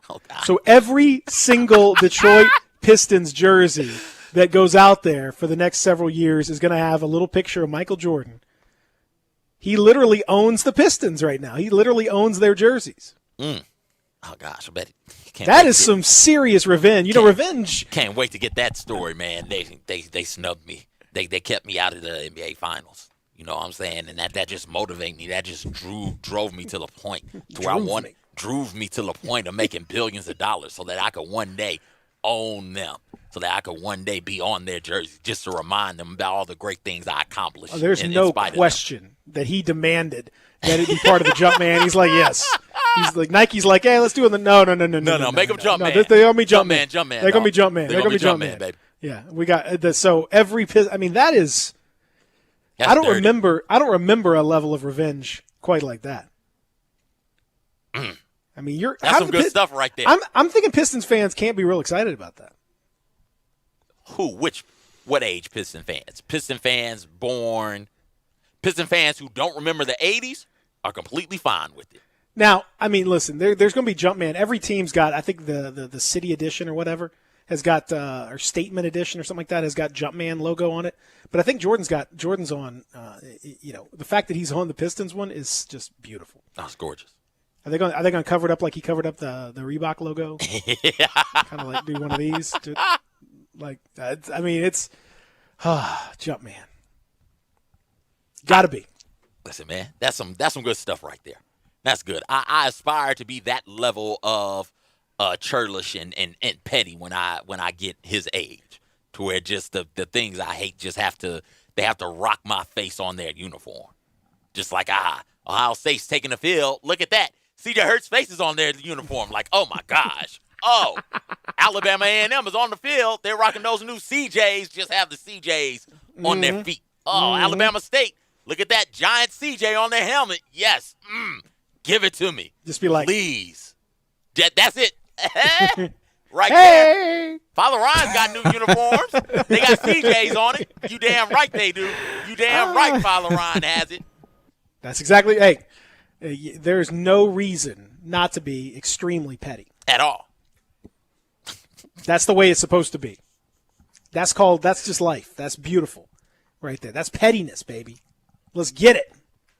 It would, oh yeah, absolutely. Just Tuskegee go up to Alabama A&M or Alabama State Turkey Day Classic, just beat the hell out of them, and Alabama State got to take off their CJ uniforms, the CJ ones. They got to take the CJs off. That's right. Can't believe we got to wear these uniforms. Ugh, makes them mad all over again. Yes, that is what I'm trying to get to.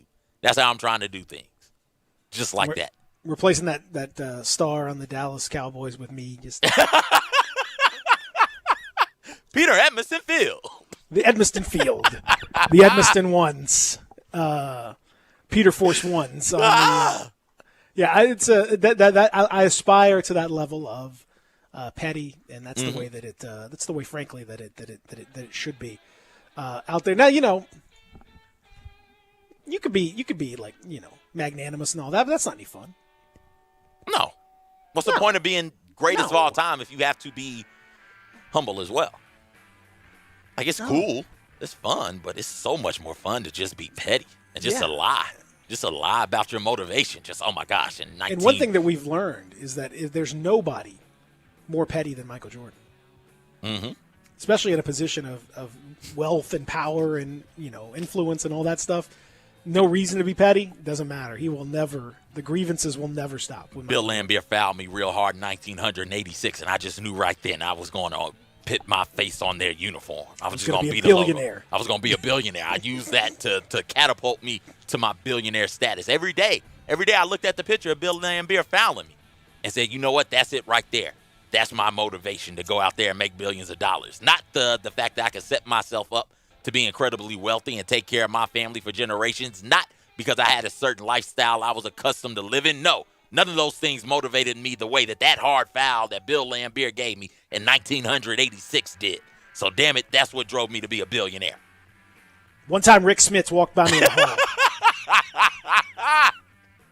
And instead of saying, "Hey, Michael Jordan," he said, "Hey, Mike."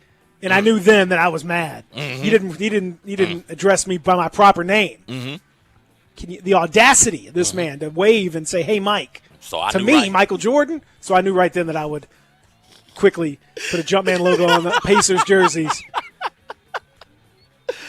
Oh, petty. Michael Jordan. There's nobody more petty. Oh, we got to get out of here. Big show coming up for you tomorrow, including the old Hatchet Man. Coming up next, it is middays, y'all. Have a great Tuesday.